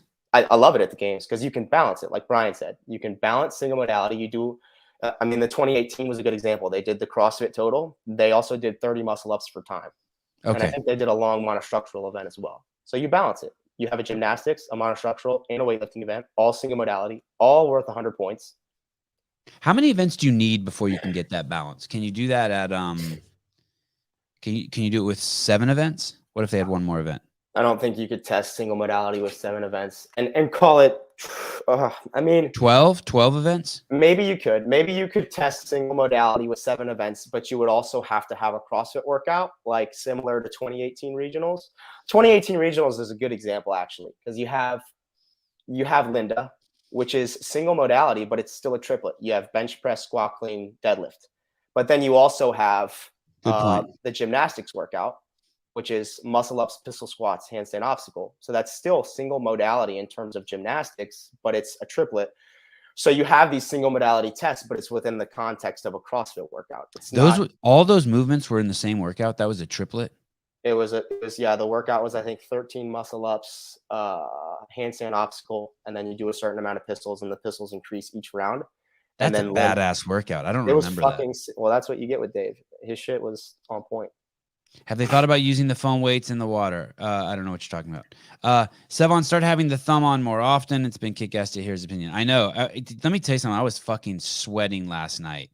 He got all bossy in the text. He's like, we're doing this and we're doing it tomorrow at this time. And I'm like, I can't. Brian carries these shows. What if fucking the thumb comes on and doesn't say a fucking word? But he's on fire. I know. I'm going to give him a fucking A+. Finally, just in summation. Oh no. We have workouts to go over. Say that again. I said we have workouts to go over. I want to share what me and JR came up with. Do I have these in a card somewhere? You have them in the outline that I sent. Okay. Do you need? Can I screen share or just you? I think just me, unless you see the button. It's okay. I'll try to screen share this and try to make it bigger. Okay. Okay, let's do that. Let's go to that because we're running long here. So what you're about to see here, this is fucking ballsy of you. Man, you got balls. What you're about to see here are the 6 workouts. Hiller did it and I did it better. Me and JR did it better, and that's why we did it. So just so you know, there's 3. There's the actual semifinals. Then there's a better version that Hiller did, and now what we're going to show you on the Sevon podcast is the best version, created by the Thumb and the Thumb, Taylor Self, and J.R. Howell. Okay, let me see if I can do this. So this finally, this is all what everyone's been waiting for. And this isn't to say that me and JR can do it best. It's just saying that me and JR think this would be way better than what we have now. Oh, I wonder if I'm going to be able to do this. Do I know what I'm doing? Screen 2. Oh, that doesn't look right. What if I share like some porn window that's open? Share screen. Huh. Windows? So weird that I can't see that. Let me see what happens here. Oh, there you go. And just pull up my Word document that I sent you. No, that's not right. You don't. You see that? Well, I see MCX event announcement. MCX. Yeah, that's just that. I'm just pulled that just right off the Torian Pro site. I'm trying to see how I can share this screen. I don't know why I can't share it. Normally, it's just so easy. Share screen. Oh, I know how I can do it. Let's see if I can do it like this. I apologize, guys. This is all my fault. Export to PDF. Next. Uh-oh. Hold on. Give me 1 second. Oh, I already have it up here. Look at this. I was already prepared. Prepared. Yep. Beautiful. So I'm going to make my screen larger so that I can zoom in and see these. I apologize to you guys for this being so small. This is my fault too. Let me see if I can go over here and make this 300%. Okay, here we go. Is that bigger? Better? Yeah. Scroll it down. You're on. These aren't the workouts. This is the outline that I see. Oh, it won't let me. Okay, so hold on. Let me go to share screen. Remove from screen. I apologize. Sloppy. I'm going to try one more thing here. Export to PDF. I guess they were right. I'm not real media. Taylor program. Okay, here we go. Why, do you see a share screen button on yours too? Yeah, but I have to restart Chrome in order for me to get that going because I have to allow it through my preferences. Go ahead. You can do that if you want to. Okay, I mean, cool. You don't have to, but I'm also going to, I think I got this. Yeah, let me do it. Okay, go ahead. While I try to do it on my end, go ahead. Hold on. Sorry, guys. Maybe we can get this done. He's pretty passionate. He's like, yes, it has to be done. Semifinal programming.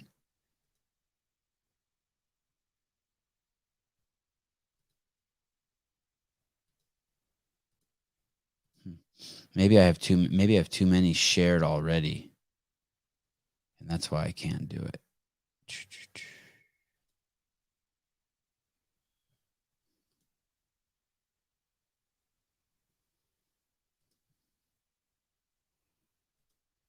That. Dang, you're good. All right, You cool. did it. Give me How one can second. you do it from your computer and it's my fucking program and I can't do it? All right, let me pull these up. All right, these are big. Here we go. Okay. So these are the workouts me and JR together think are better than what we have now. And we think they're better because all 10 events have to do all 6 of these. They're balanced, they're CrossFit.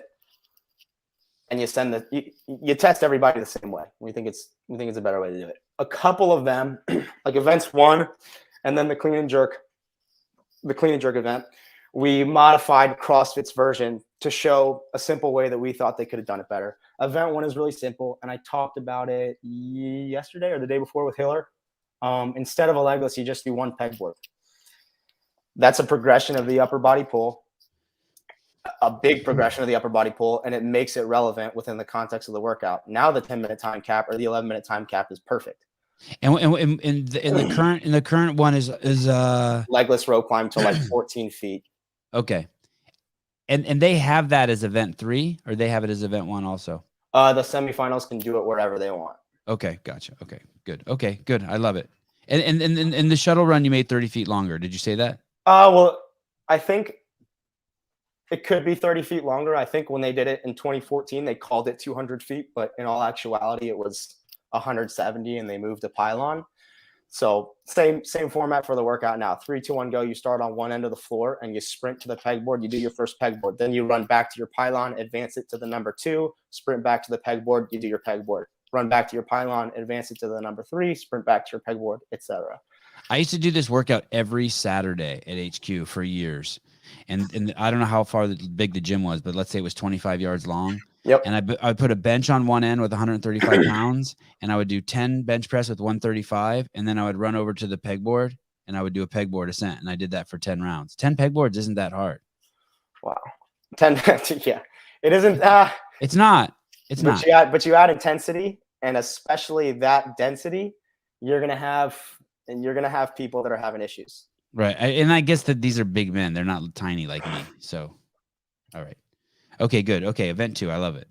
Event 2. Let me see. Sorry, I'm having issues. There we go. Event 2 is for time, and it's interval style. So the goal of the workout is 40 squat snatches at, we'll call it regional body weight. They used this for regional Linda in 2018. They took the average of all the competitors' weights and came up with 195 for the men. They took the average for the women, came up with 145. So we got a body weight squat snatch, 40 reps for time, performed interval style. So 2 minutes on, 1 minute off, 2 minutes on, 1 minute off, 2 minutes on, 1 minute off. And the final interval adds the last minute of rest in to make it a 3-minute interval. So at 3, 2, 1, go. Men do 18 calories on the Echo bike. Women do 14. You do an 80-foot handstand walk, and you could do 2 by 40-foot segments, 4 by 20-foot segments, or just 180-foot length, and have the requirement be 10-foot unbroken segments. So I like that the best. 18 cals for guys, 14 for women's.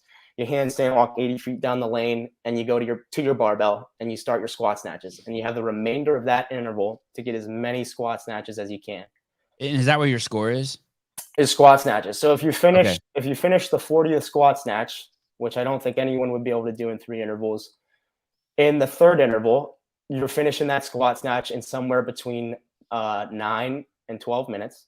So your time, it would be your time, like 9:30, 10:20, something like that. Okay. If you don't finish, your score is number of squat snatches. Right. Wow, cool. Okay. That's really cool. And good job explaining that, because I was like, fuck, I'm never going to be able to follow this workout. I get it. So basically you get 4 shots to get doing 40 squat snatches. Yeah. Okay. Fantastic. I love it. Next workout is 4 rounds for time, 84 Rogue Pro double unders. So those are the heavy rope double unders. And me and JR toyed with the drag rope or the Rogue Pro, and I kind of like the Rogue Pro a little better for this workout. Then you do a 21-meter sled push. You do a 21-meter reverse drag on the way back. And Is then that with a rope? You're pulling a rope? so Or you're yeah, actually holding the sled? no, you have handles attached to the sled, and you do a reverse sled drag. Okay. So they have Have we like ever seen that? I don't ever remember seeing that. Have we we ever seen that? we did it at Granite Games last year. Okay. Where does the sled bump into your feet? No, the straps are long enough, so it's like tied. It's essentially like tie downs essentially. Okay. I'm trying to find an easy way to describe it. You have these Okay. like straps that are made out of like seatbelt material with handles on the end, and they're like 6 feet long, and you do a reverse sled drag. So you're backpedaling, holding the straps with straight arms.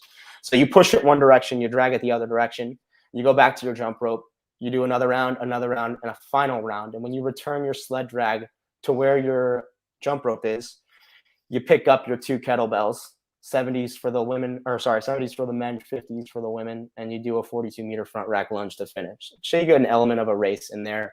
Yep, I love it. I always love that when there's the element of the race at the end. The visual, yeah, I love the visual lunge finish. Is so good in the workout. Okay. The legs are fucked up from the sled.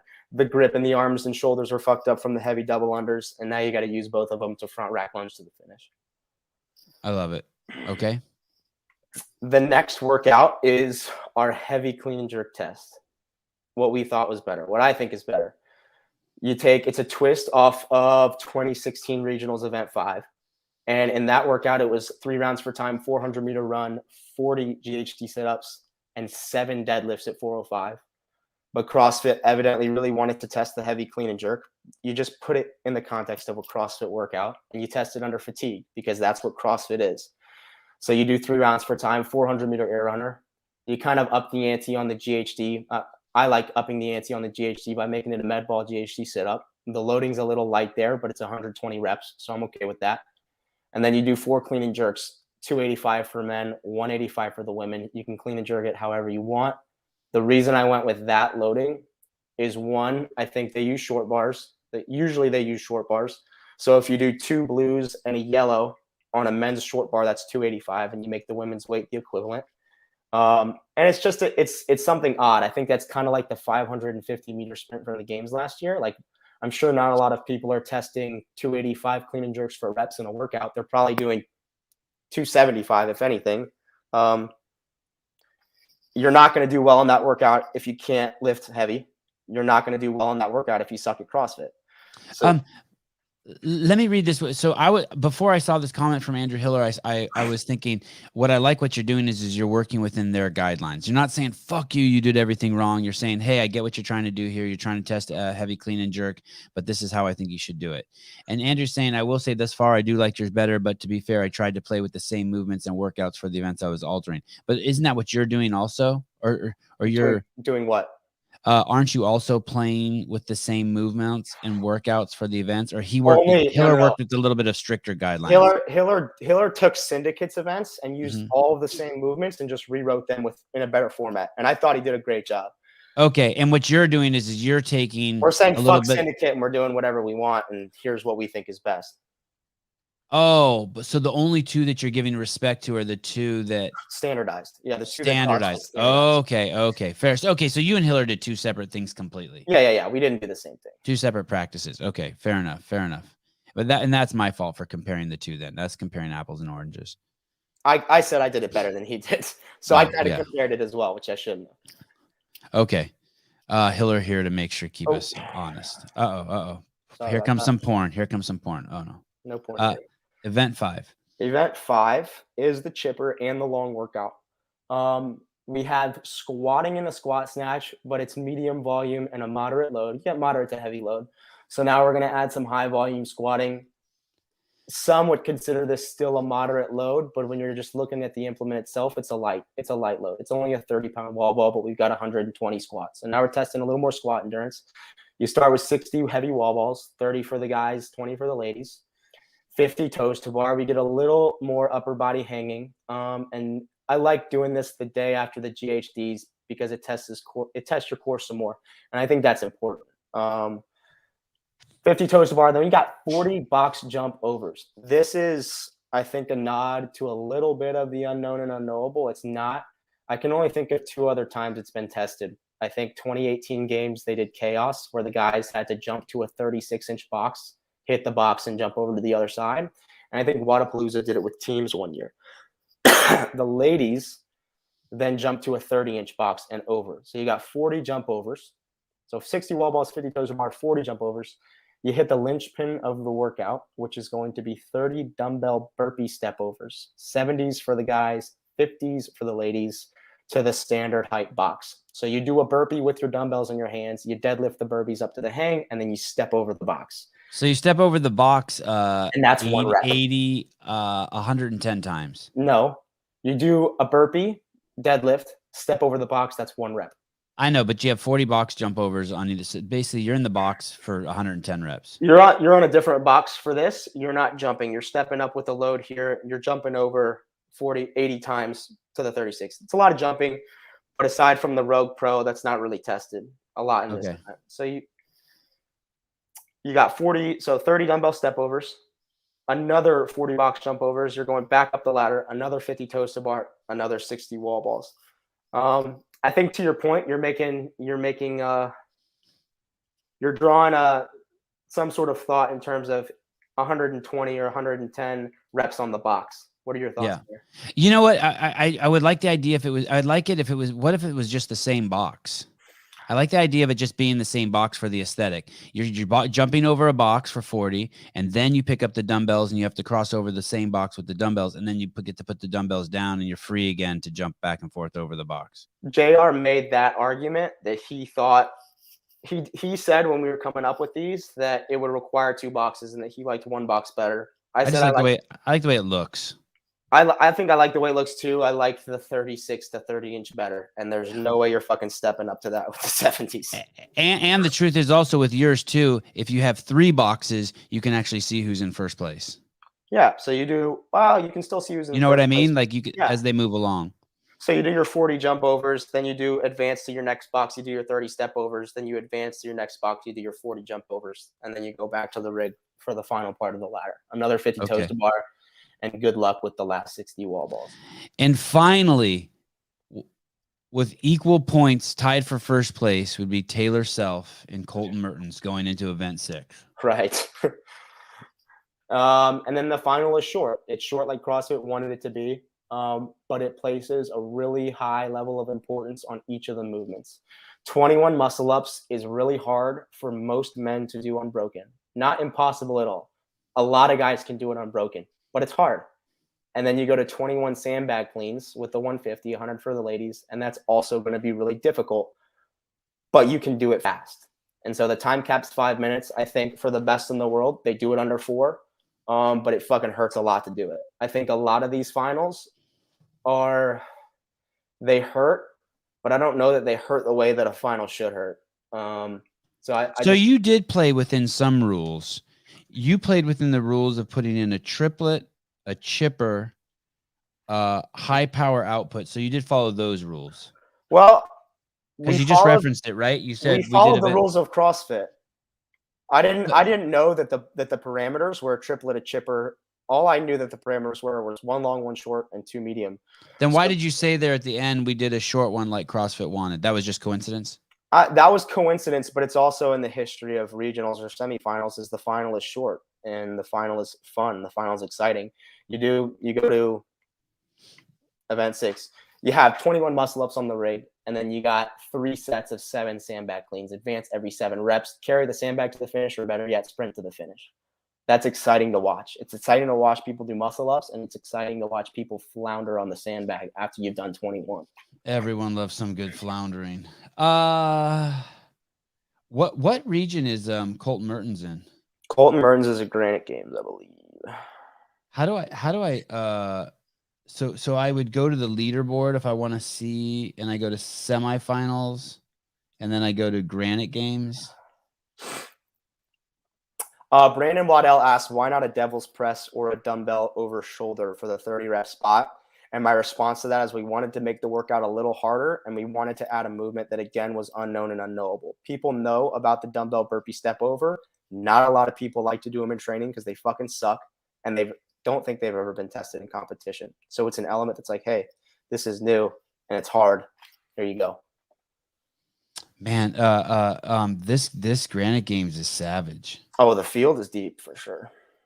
Matt DeLugos, Chandler Smith, Samuel Quant, Brent Fikowski. All right, how do I go to? I'm gonna stop sharing my screen now. Phil Toon, Colton Mertens, Travis Mayer. Oh shit. Yeah. Tim Paulson, Anthony Davis. Oh no. And What that a speaks fucking to mess. that speaks to What Brian's week is point. that? That's week 3. So we have to wait till week 3 to see Colton go? Yeah. And that speaks to Brian's point about some of these regions shouldn't get the amount of spots that they do, because you have events like Granite Games where you could probably send 7 guys that'll do really well at the games, at least more deserving than some of the other semifinals. Let me read this final comment from Will Brandstetter. I don't think it's fair for anyone to say there's too much squatting in the syndicate if this set of workouts is considered a good test, my opinion. You mean what Taylor just said? Yeah, Taylor, fuck off. No, I'm not saying it's too much squatting at all. You look at 2016 regionals, and it's definitely 4, but maybe 5 of the 6 events have squatting. So we're not saying that, oh, it's too much squatting. What we're saying is in the workouts back to back, they're testing the same squat. You have 150 wall balls with a 20, not even a 30. You got 150 wall balls with a 20, and then you have 100 thrusters with an empty bar. It is the same movement. So in 2016 regionals, they did the squat, snatch, ladder. They also had overhead squats. They also had thrusters, and all those are different. They had pistol squats. Again, all those are different. So it's not per se that I think Syndicate has too much squatting. I think Syndicate has too much machines. The problem with the squatting is that it's back-to-back workouts, and it's the same squatting. You look at it, and that's either way. And by the way, we will be totally Sam. I'm so sorry, I forgot you. Who are you? Sam must be in the Granite Games. God, Sam, you're a good dude. Oh, Sam Quant. No, not Sam Quant. San Demeester. Let me see if he's even on here. Let me just say this before we fucking everyone tunes out here. I do not know how we're covering the Syndicate, the Torium Pro, or the Lowlands. I do know that fucking Taylor has a lot of misplaced energy now that he is not competing.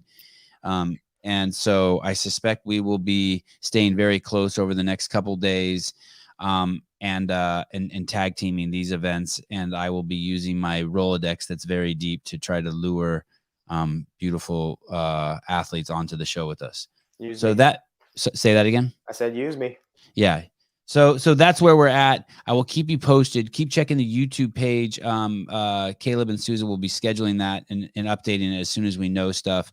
And just like this one just popped up out of nowhere, I have a feeling people are super helpful, like JR, like Brian, like Taylor. So, and all the athletes have always been super kind to me. So I think I'll be close to my computer all weekend. Okay. Is there anything else we want to say before we get off here? That's it. Okay, cool. I know this is going to stimulate a lot of people. If you have any ideas for other shows or stuff you want us to talk about on the build up, send it to Taylor. He's wound up and open and his creativity is firing on all cylinders right now.